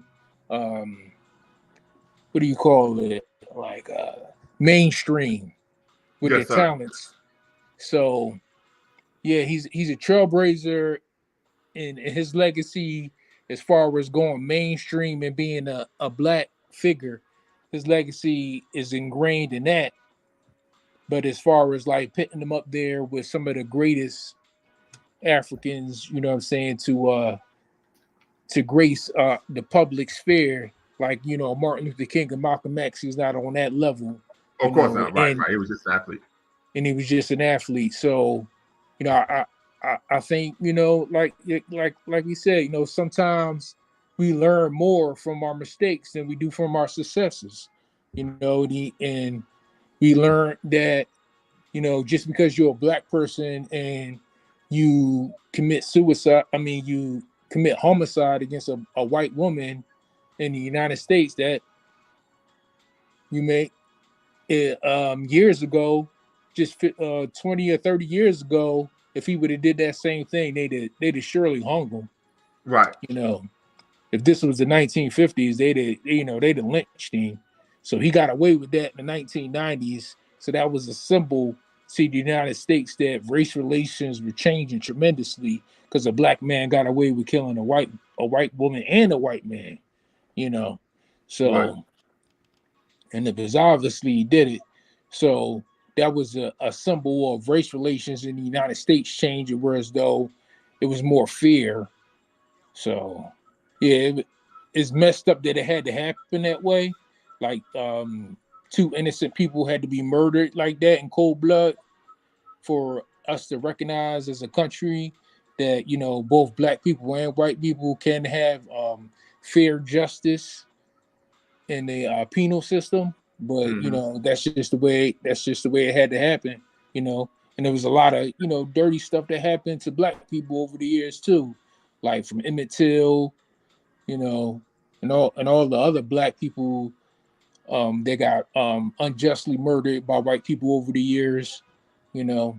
So I guess it was kind of like retribution, so to speak, you know.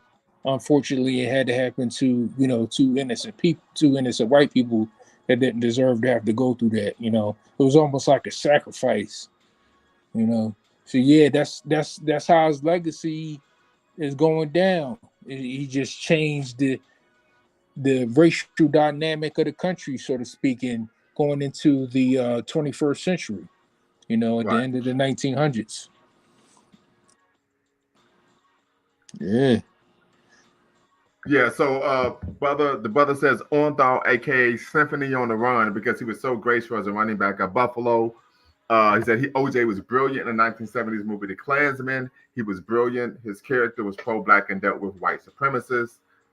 Shane Caesar says got away, and this, I think, Shane, once again, you can still tap in, brother.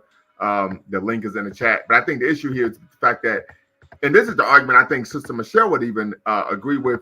If he was guilty, there'd have been no need to plant evidence. There'd have been no need for the prosecution's witnesses, particularly the LAPD, to lie on the stand if the man was guilty. You don't have to do that with people who are guilty, right? Yeah, I mean that's true, but he probably had an accomplice. He killed the two people got killed, right? And I know he's a great athlete, but it's difficult to kill but he was in his 40s, like that. though. Huh? Yeah, I believe it possibly could be the son. I'm telling you. I mean, he was in his 40s by the time it jumped up. His son was in his early 20s. Yeah, he obviously hired a hitman to do it.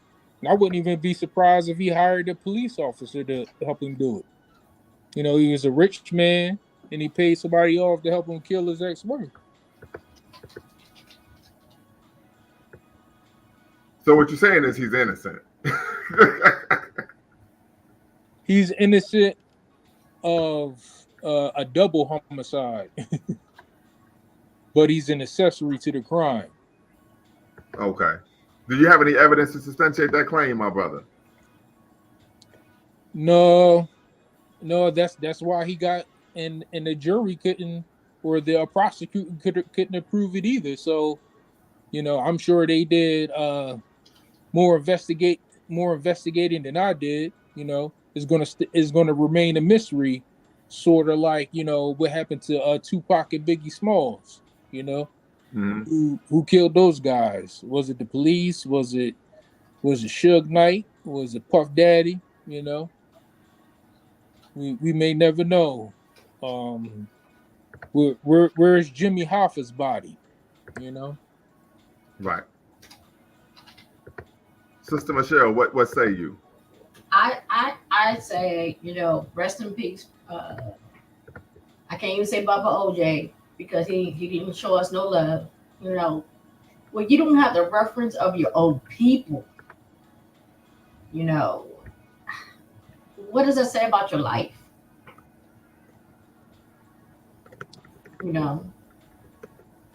Because, and I mean no harm when I say this. His daughter is not his oldest daughter. She's in her 50s and she's not married. Okay,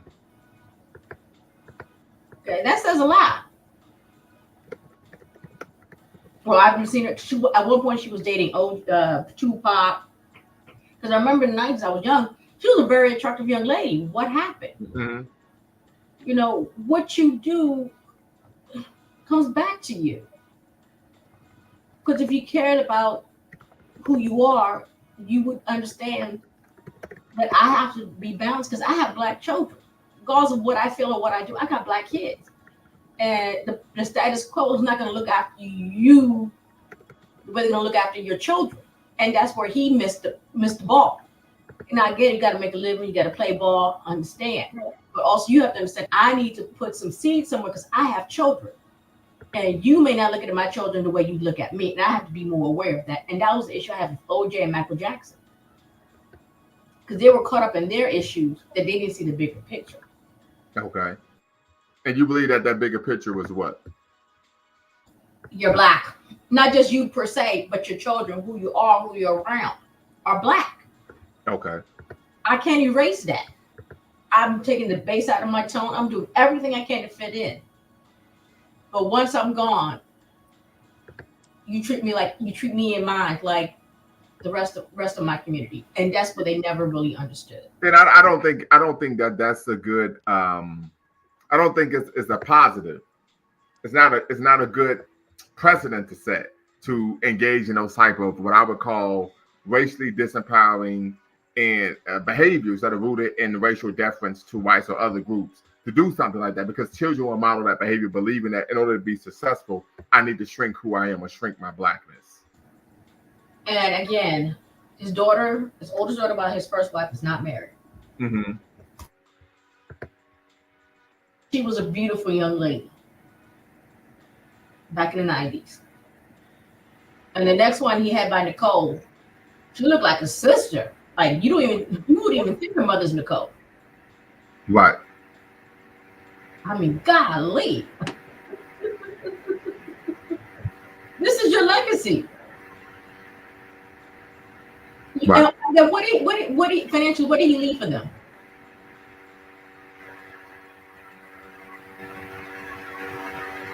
Because wherever they go, when they carry that Simpson name, it's not a good connotation nowhere. Right.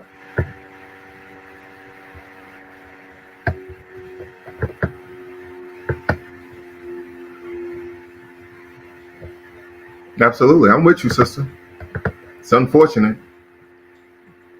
Even after he got off and moved on with his life, he still kind of threw shade at your own people. But you can say, your daughter you had looked like Nicole. It looked like she had a white mother.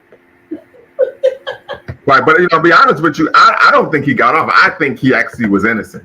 Okay, yeah, I think he was innocent, but based on what you went through, he should have opened his eyes. But all right, Brother Caesar, you could turn your go ahead, Michelle. Go ahead, Michelle. 1 second. Brother Sandman. You think OJ was innocent? Yeah. Yeah, I think he was innocent too. I think he knew who did it. Oh man. Like, all right, so what enemy? Like, all right, that was an emotional murder, it seemed like. Like, normally if someone was going to kill somebody, they're gonna use a gun. That way they can kill the person and then get away as quickly as they can. All right, hold on real quick. Caesar, you can turn your camera off. You and Q, you can turn your camera off, Caesar. You can turn your camera off. Go ahead, Sandman. Yeah, homicides done with a knife. That obviously had to be somebody she knew, because most murderers, unless they is some type of like serial killer running around in Los Angeles murdering people with butcher knives, the person or group of people that killed Nicole Brown and Ronald Goldman, they knew her. They knew them people. And the only people that we can think of that, had some type of animosity towards them two people had to be O.J. Simpson, unless, I don't know, she was in some type of cartel or doing some other, dirty stuff, and it was like some type of revenge, but that was too emotional and brutal of a murder for that to be just a random homicide in the streets of Los Angeles, Well, I mean, I never said it was random. All I'm saying is, if the police have to plant evidence and lie on the stand, they don't typically, you aren't going to plant evidence if you have evidence proving a person's guilt. Yeah, that's true. And police officers will do that. What'll happen is, if you're doing something illegal, let's say you hustling in the street and you selling dope and you smart about, your hustle game, and before the cops can ever catch you selling dope, but they know you out there selling dope because they've been watching you, from binoculars from a block away, but they don't have any actual physical evidence that you actually with the drugs on you or whatever other criminal activity you're doing, they'll try to plant stuff on you, or Right. they'll try to hit you with a RICO charge, and that's what cops normally do. So what I'm thinking is they probably knew OJ did it, and they couldn't. And OJ was smart about it. Obviously, he's an intelligent guy, and he got away with it. So they said, well, the only way we can make anything stick is to plant something, or they found some evidence that might have linked them to OJ, but they couldn't fully align it with OJ, because, being a police murder investigator, that's a hard job. Like, you got to be like really intelligent to catch, a criminal sometimes like that. So I'm thinking they just planted it because they couldn't find enough evidence. But they was pretty sure that they got it on them. Plus, we also know that they racist. So, OJ was just was smarter than them, and he got off, and he got money, and he got he got lawyers. Right. Caesar, go right ahead. I don't know. Why would you frame a guilty man? It makes no sense. And also just looking at the case, just a lot of things didn't make sense. For example, you had the prosecution stating that, this man killed these two people within 30 seconds. Impossible. There was an evidence bag found on the property of OJ's neighbor. It was a blue bag. And basically that evidence bag is used, pretty much just for carrying shit. Excuse my French. But that right there, people state that, there was the knife was carried, so-called gloves were carried in that bag and placed on OJ's property. I'm rambling right now, but there's a lot in the case that just doesn't make sense. And we, for some reason, we like to use we don't use common sense when it comes to this crime, And I'm gonna just end right there.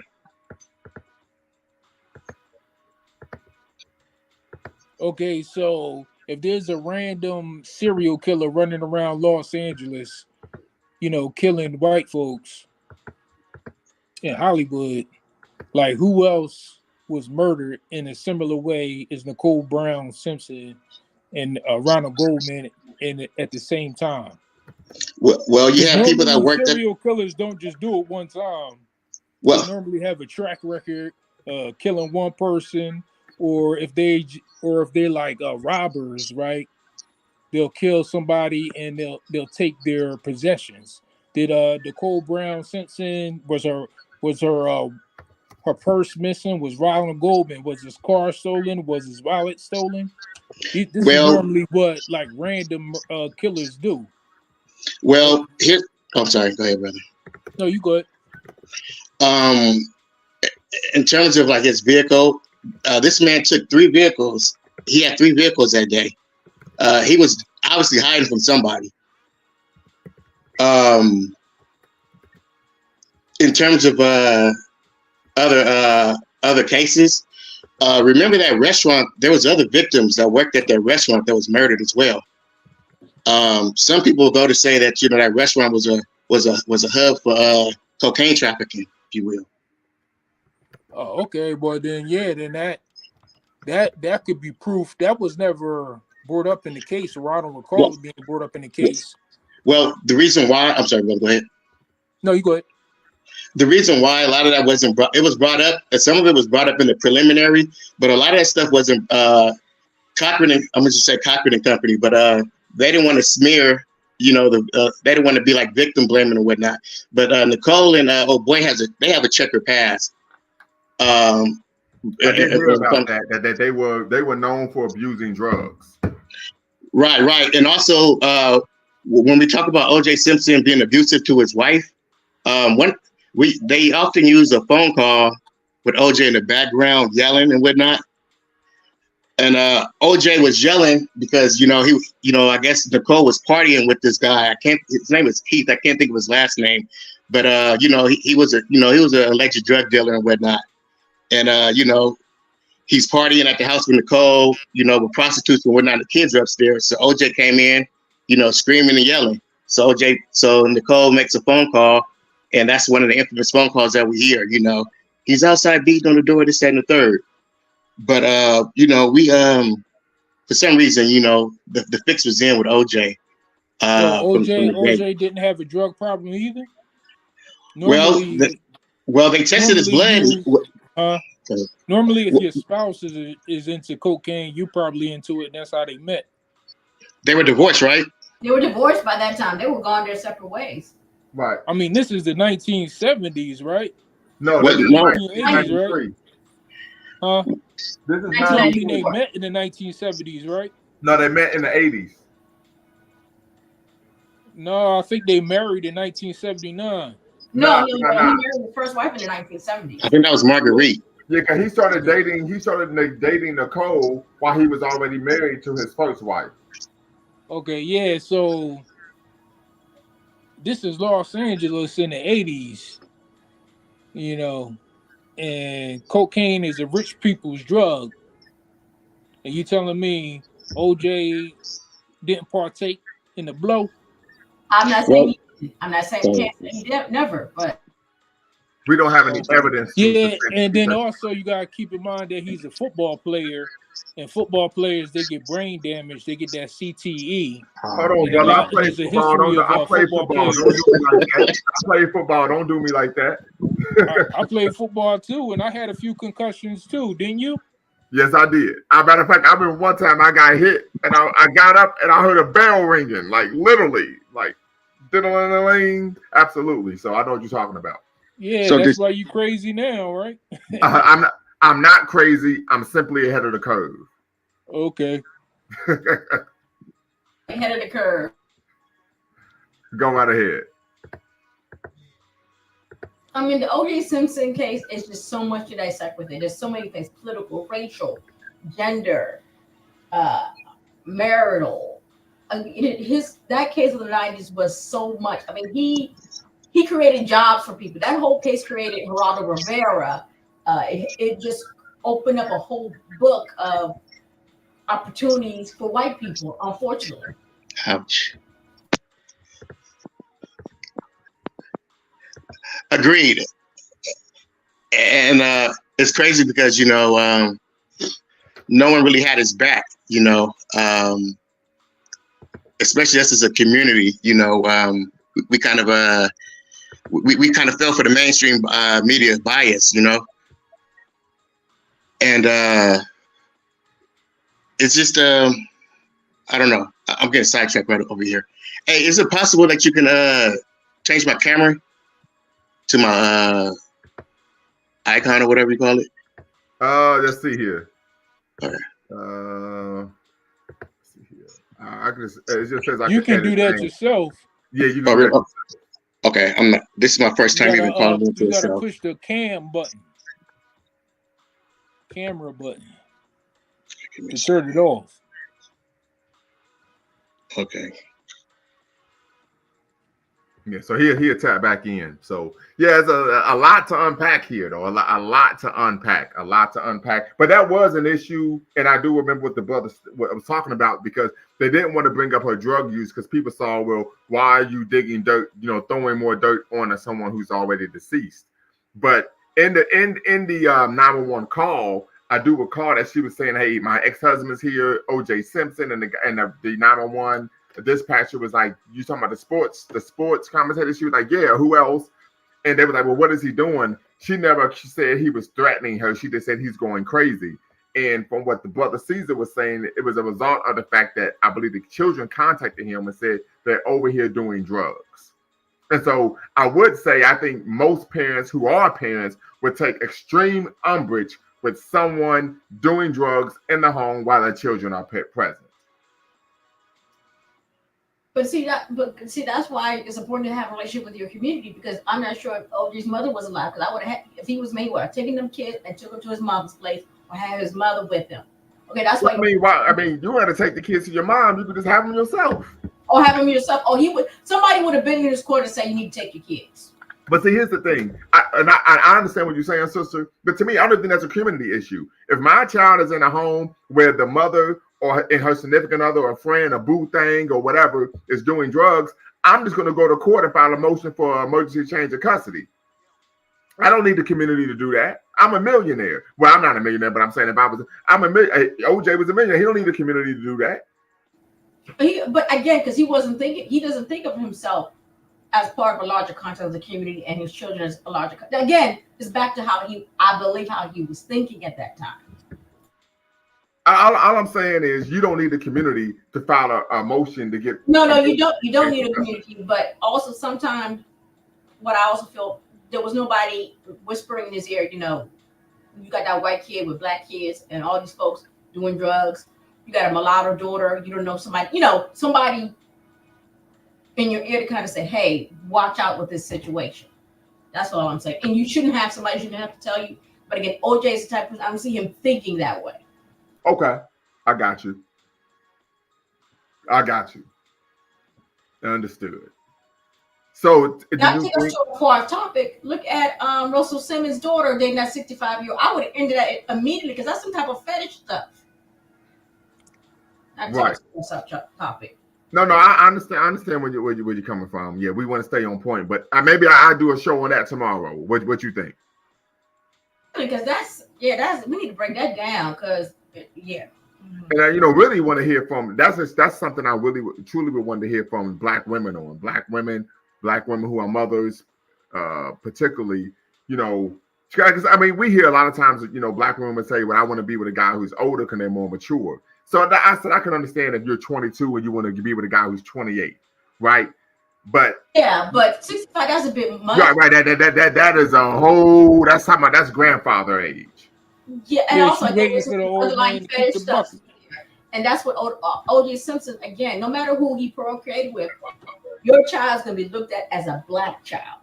Okay, right. That's what some of these black men need to understand when they have these relationships. Even when I talk to one of my cousins, how, you love, let's love. No, society's going to see that child as a black child and the realities of being a black child. So you cannot escape it and love your way out of it.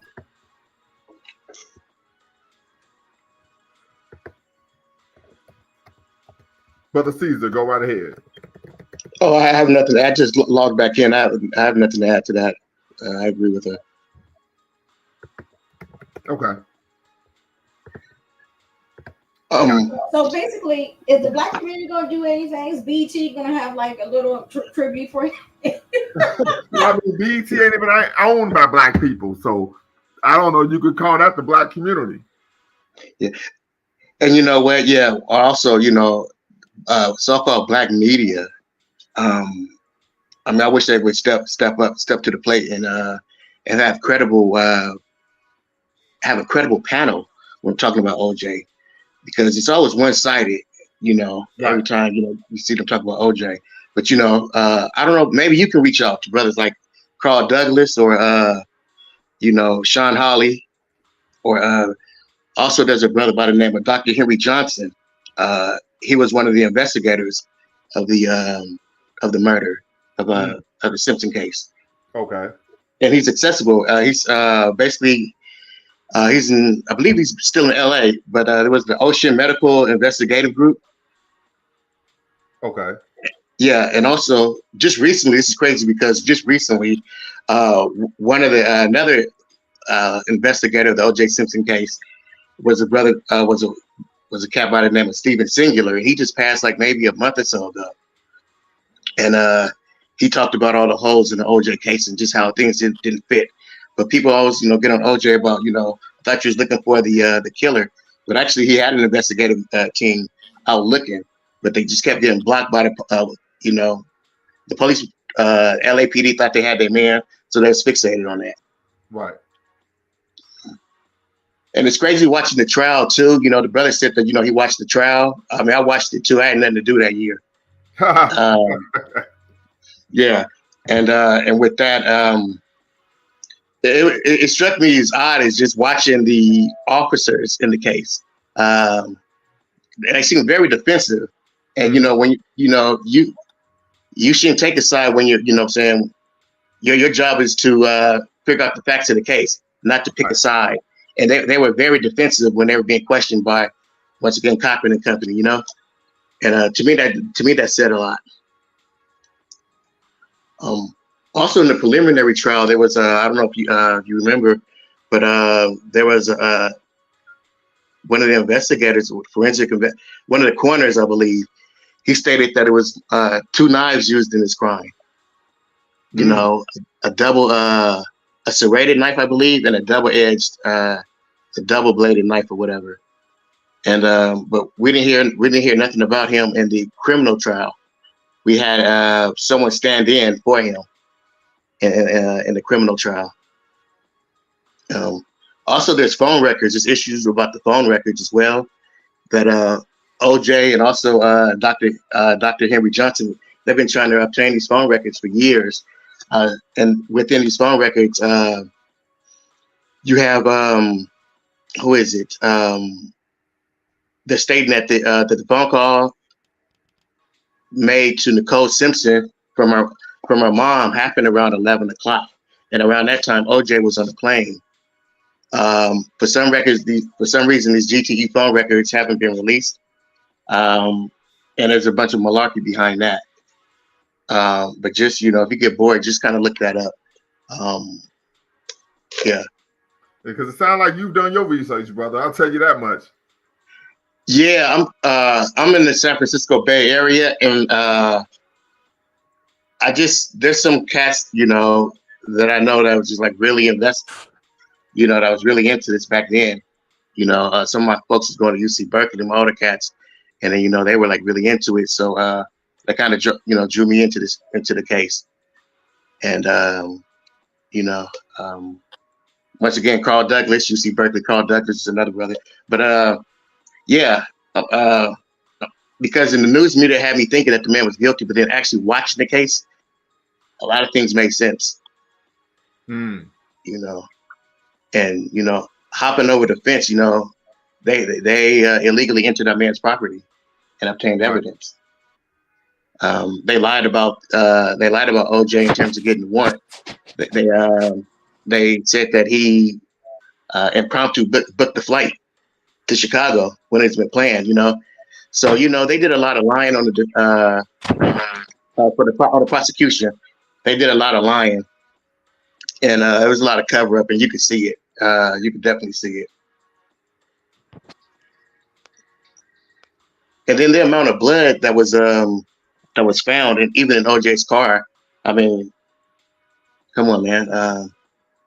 It was that amount of blood doesn't even equal to the amount of blood that was like spilled on that crime scene, man. Right. Yeah. Yeah, those people was butchered. Right. Very true. Very true. I appreciate you, Brother Sandman. So, Brother Caesar, what is OJ's legacy to you? That's crazy, man. Right now, it's just another brother that got set up by the system, you know, and once again, I'm real critical of people that look like me, to where, you know, we picked the side without really knowing the facts, and we just ran with it. But you know, just his legacy, another brother that was done wrong, man, you know, and that did great for himself, and it just did wrong. You know, I didn't grow up watching OJ on the football field or anything. You know, OJ was, you know, was a brother from Patrol Hills, and you know, but that's all I knew about him as a kid. But then, you know, Hertz commercials and all that, you know, like I said, I don't really know the real legacy of OJ. I can't tell you, you know, stats or whatever, but just for me, it's just a brother that was set up. Right. Overstood. Any thoughts on what he had to say, Sister Michelle? Again, I'm not a big sports person per se, but I was blasphemous. No, I'm messing with you, right? You know, hey, real quick, P Funk 100. Hey, tap in, be part of the conversation. I see you question. You got some questions. You say set up question mark. You have the emoji with the hand on your face. So tap in, be part of the conversation here. You know the link is in the chat. The link is in the description. Tap in. This is one you need to tap in so we can have a great conversation regarding why you're questioning the concept that he was set up. Sister Michelle, go ahead. May he rest in peace. I'm always going to stay on code. Rest in peace. He is a black man. Rest in peace. I didn't agree with his life decision, but that was his decision. Okay. As we move forward, as a people, we need to take consideration people like OJ and others, even Michael Jackson, on how they view themselves and how they projected themselves to us in the public view with their identity, especially as you try to gain wealth in America. And is that really possible to gain wealth in America without losing your identity?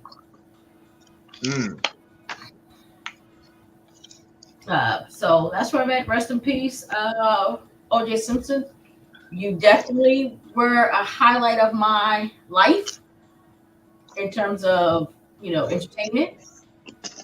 So I'll just take it as is. But as for, being pro-black or being about the people, no. And with that said, I'm going to tap out. Thank you so much. And I'm looking forward to tomorrow's topic, though. What time do you think you're going to have that one? I think I can have it probably around this time. Okay. Oh, can you do later in the evening so you can get more people, or that's just better for you? Okay, we could do it later. Okay. All right then. So far, I'll look out for tomorrow. Thank you. Okay, so P Funk 100 says he wasn't set up. He did it. He ain't no hero of mine. Shout out to OJ for his role in the Roots miniseries. Yeah, he was in the Roots miniseries. He was in over 30 movies. So, but he said he's no hero of yours. So tap in P Funk 100. I want to hear why he is not a hero of yours. I don't want to speculate why you're making the statements that you're making. But Shabazz, you're from California and San Diego. Shout out to the 619. We'd love to get your thoughts on your views of OJ, his life, his legacy. And do you believe, what are your thoughts on if he did it? If he did it, right? If he did it. Because he was legally exonerated. And as we know, per the criminal justice system, if you are exonerated, that means you are innocent. Would you agree with that, Brother Caesar, that if you are exonerated of a crime, you are therefore innocent? Yeah, oh yeah, definitely. I agree. To a degree, yeah. Well, okay. Yeah, he is innocent. No, yeah, fuck that. Yes, I agree with you. The reason I brought that up is because you know this. When he was found not guilty, the media, particularly them folks, started saying, well, just because he was found not guilty doesn't mean he's innocent. All of a sudden, they were trying to change the definition of what it meant to be found not guilty. Yeah, this is true. And also just that whole with the media, that whole race card, thing that they threw out, from my understanding, it seems like the race card was played, by the prosecution. You picked up Darden for that reason. Marsha Clark, you wanted, a majority of black women because you thought they felt a certain way. You thought you had a connection with them, Right. It's It's it. And Bag 761 asked the question: what evidence was planted? Well, I believe the glove. I believe the glove was definitely planted. What criminal will leave one glove at the crime scene and just one, behind his house? Why not get rid of that glove with the knife, the shoes, and everything else? I believe the blood was planted. A lot of the blood evidence was planted. Here you had a detective that took the blood from OJ, and instead of taking it to a lab, he goes to the crime scene. And with that, and testing the blood, it had high amounts of EDTA. What is that? And that's pretty much a blood preservative that they find in test tubes, and it kind of coagulates the blood. That was found in a lot of the blood evidence, and that had to come from a lab. Wow. So yeah, these are some of the details that a lot of people don't know. Well, it was in the trial, but it just for some reason, the media didn't share that information. Right. Yeah, the media didn't share that information. So just something to consider. P-Funk 100 definitely want you to tap in, brother. Want you to tap in, be part of this conversation. As you know, You can use a pseudonym. You do not have to cam up. But I want to hear what you have to say regarding why you believe he did it. Right? Why is OJ guilty? So I got to hear this, brother. So definitely tap in, be part of the conversation. Also, if you're watching, make sure you hit the thumbs up button. Thumbs up, thumbs up, thumbs up. Hit the subscribe and like button as well.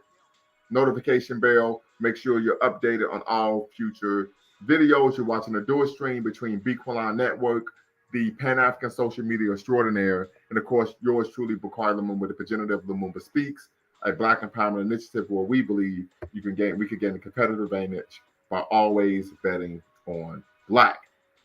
So what do you think we as a community should make of the life of O.J. Simpson? I'm sorry, repeat that question. What should the Black community make of the life of O.J. Simpson? Nigga, it can happen to you. Say it again. It can happen to you. Woo! Okay. Wow. Okay. How about you? What are your thoughts? Oh man, I think he has a complicated legacy. I do. I think he has a complicated legacy. As we all know, he said he wasn't Black, he was OJ. I do believe that he was innocent. I don't see why the criminal justice system, any judge in the criminal justice system would seek to help a Black man, right? Especially when they're on trial for their life trial for a heinous crime as double murder. We know he's considered a top 5 running back of all time, first NFL running back to gain 2,000 yards in the season. He did it in a 14-game season, not 16, right?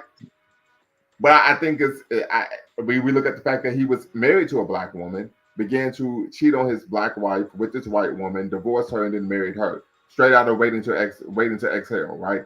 So Damn. Yeah, I know. So it's like, damn. So like I said, I think his legacy is complicated. Yeah. And then as the sister was saying, if he hadn't done that, he more than likely he would have never ended up in this situation. Ouch. Yeah. It probably been someone like Lionel Richie. I'm joking. So, right. But, as I stated before, it was the whole thing of if I did it, right? It's just it's a lot to unpack. Yeah, and even with that, I don't know if you covered it earlier, but, he didn't write the book. But, right. That's just something, we run with because it was just planted to us. It was told, hey, he wrote this book, so obviously he's guilty. He did this interview with this Reagan chick, so obviously he's guilty. Yeah, I remember the interview. Yeah. Yeah, but he let it be known as hypothetically speaking, and he didn't write the book. The guy that wrote the book is crazy because he was a writer for the National Enquirer, and also he was one of the neighbors in that neighborhood where that Nicole lived in. So he might know something. Maybe one of the killers escaped through his yard. Who knows? But if my thing is, if the media's telling me something and they're trying to drill it in my head, I gotta kind of think around it because I'm like, it sounds just too good to be true. Right. And yeah, I don't understand. Yeah. Okay. I'm sorry, brother. No, I'm just saying, I'm agreeing with you. Malcolm said that the media is so powerful, they have the ability to make the guilty appear innocent and the innocent appear or look guilty. That's real. And what's crazy to me, Mark Furman found one of the gloves behind the bungalow that Kato Kalin lived in. How come his ass wasn't in handcuffs? Right. OJ wasn't around, and here it is. You found a glove right behind this man.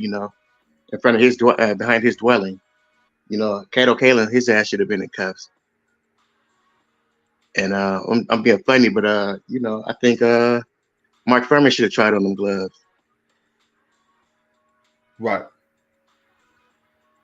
The juice. I mean, he had the juice. I'll tell you that much. Charismatic, beguiling, right? But as people say, at some point we're all going to meet our maker. But I think that I truly believe that he was innocent. I truly do. Yeah. Well, I'm waiting for Mark Furman to meet his maker. Right. Right. It's easy to throw OJ under the bus. Especially we got these other, we got folks that like to throw OJ under the bus, but they never give thought to throwing of bringing up his Furman character. Right. And some of the devious shit that he said and that he's admitted to doing to black suspects or whatever. Yes. Furman frequently described African Americans with racist epithets. Claimed, they had this recorded. The defense claimed that Furman planted key evidence as part of the racially motivated plot against Simpson. When asked under oath with the jury not present, Furman declined to answer all questions, invoking his Fifth Amendment right. Yeah, why would you do that? Why would you do that in a murder case? Very quickly, one of the questions that was asked that he refused to answer under his Fifth Amendment right was, did he plant or manufacture evidence? And you want to plead the Fifth, huh?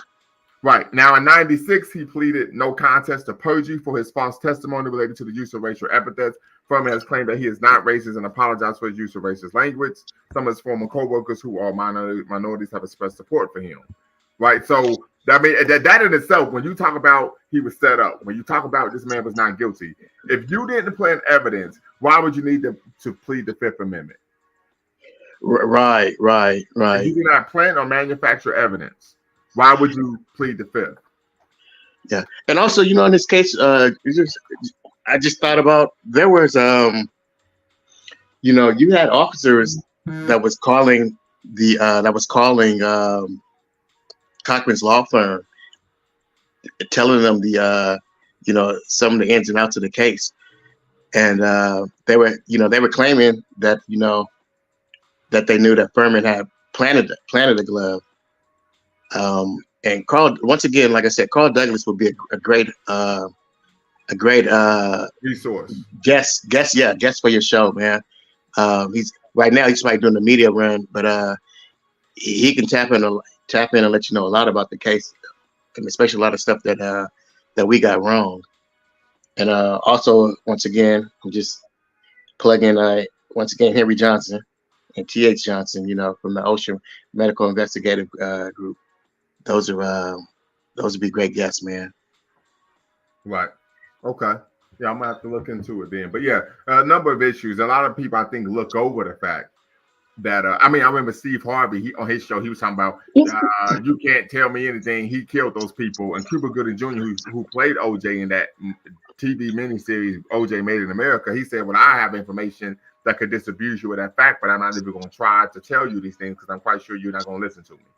Right. And man, I wish Steve Harvey's mustache would just fall off, man. I'm tired of blood, man. Yeah, and and that's crazy,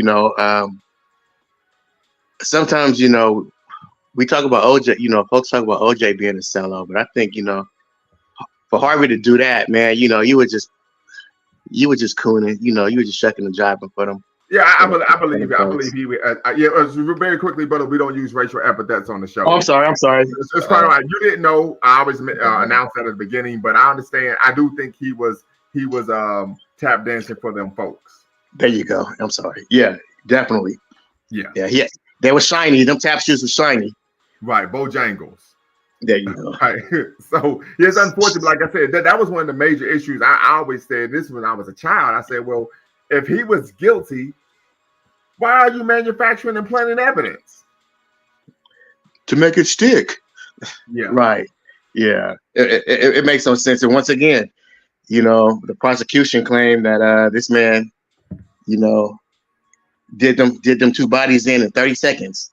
Right. And the thing about it is, the jurors stated that one of the reasons why they acquitted OJ was the lack of credibility of the prosecution's primary witness and the lack of credibility of the prosecution. Right. And that's a cold killer. My man did it. He's a cold killer. Mm-hmm. He was able to he had white carpet leading to his bedroom. Mm-hmm. And they can't find any blood on those carpets. They did a luminol test in his bathroom, looking for the blood in the drains and whatnot. and didn't find anything. You know, it's a lot, man. Even to the socks, man. You know, that's the sock. Once again, planted manufactured evidence. The sock. You know, you had a stain that was from on four sides of a sock. You know, and if my man was if he was wearing a sock during the murders, how do you get an identical stain on the opposite side of your sock? Like it went through his, you know, like it went through his ankles. It's, and then, you know, and then there's videotape that the sock wasn't there when the defense, you know, when the defense was filming, but then when the prosecution came with their cameras, you know, the sock was there. So, you know, it's a lot of stuff to question in this case, you know, and like once again, a lot of stuff just doesn't make sense in this case. Right. And the other issue was some of the incompetence of the prosecution. For example, so I mean, I've never gone to law school, but I've talked to people who are lawyers, and I was told that one of the first things they're taught in law school is if you are in court, you do not ask a question that you don't know the answer to. And they had OJ put the gloves on, and they didn't even know if they fit or not. Yeah. So that's just incompetence. Yeah. But that's bold. That's arrogance also. That shows a lot of arrogance. Okay. You know, and you know, and it was cold. They kind of set that boy Darden up for that. And he straight fell for it. Right. You know. And I don't know. I wonder, you know, where's the cut on his glove? You know, OJ, you know, had a minor cut on his finger. You know, I'm pretty sure there should be blood on that glove, OJ's glove that was his, you know. Right. Or at least a slit in the glove, you know. Right. But I'm still perplexed at leaving one glove at the crime scene and just, you know, conveniently dropping another, you know, behind the house. Like, who does that? That's like a calling card. Right. Like, who would be that stupid? But here's the other issue, though. If he had the glove on, why did they find any of his DNA on the glove? Yeah, and they could have checked the skin cells inside that glove as well. Yeah. So, like you said, there's a lot that you be like, man, how in that French toast is this man guilty, and you don't have a scintilla of actual evidence against him, and all the evidence that you say you did have appears to be planted. But the jury saw all that, but for some reason, you know, the media doesn't. Yeah. But, you know, the media saw it, and I'm not the media, but the jury saw all that. And for some reason, we still blame the so-called all-black jury. Right. You know, and that's sick in itself. Like those people can use common sense. Right. So Bag 76 First says he was wearing latex gloves when he tried the glove on. Yes, he did. But that isn't going to prevent you from being able to wear the glove. So it's just something to consider. Yeah. Well, I'm pretty sure there's thin. It's like thin as latex. Latex is thin. That ain't gonna prevent you from being a fit a pair of gloves. If you, yeah, that's. And those were some cheap gloves. So if those gloves were to shrink that much, man, I wonder what the reviewer, you know, the customer review was on those gloves. If they were to shrink that, you know, saying that significantly. Yeah. You know, because I'm pretty sure some people wear those type of gloves and, you know, in the snow or whatever. So there was just, I don't know. Yeah, the glove evidence was just kind of faulty to me. Gotcha. And then on top of that, you wearing a small ass ski cap. Right. Not even a ski mask. And, you know, I don't know, crime of passion. You went over there to stab her up. It was all good earlier. You had no issue with her earlier, but then right. What Jay-Z said, it was all good just a week ago, right? Right. Yeah. You ate one of them hamburgers and then just went psychotic. Come on, man. Right.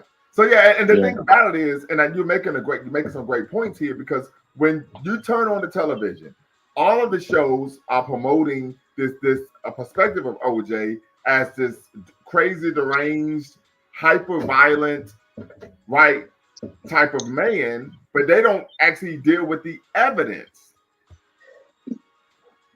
Well, and then when they half-ass with the evidence. Right. Yeah. Yeah, So, I definitely agree with that over there. yeah. So I don't. Yeah, I think he was innocent as a newborn baby. Yeah, I tend to agree. Literally, but like I said, a lot of people take umbrage with that. What about them? Now, many people have argued that domestic violence laws became a lot more stringent in nature as a result of the OJ acquittal. You know, yeah, at the expense of a brother. Yeah, that's crazy. Mm-hmm. Remember back in the day when they I can't remember if I got this correctly or not, but they when they introduced the 38 caliber, that was to stop the crazed Negro. Mm. We're always the reason, right? But absolutely. Right, and so bag 676 states the latex gloves create friction, which makes it harder to put on. True, but if it's too small, it's too small. Right, and knowing that, what didn't the prosecution know that they was going to have them put them on? Yeah, over the latex gloves. The prosecution didn't know if the gloves fit or not.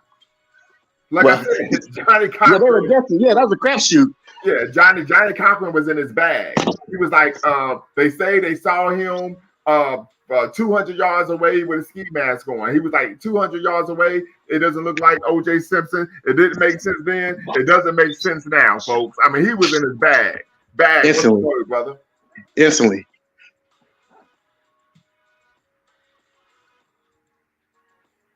If it don't fit, you can't convict. Right.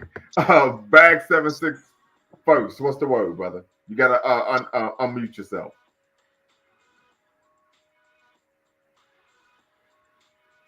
Let me see if I can unmute you.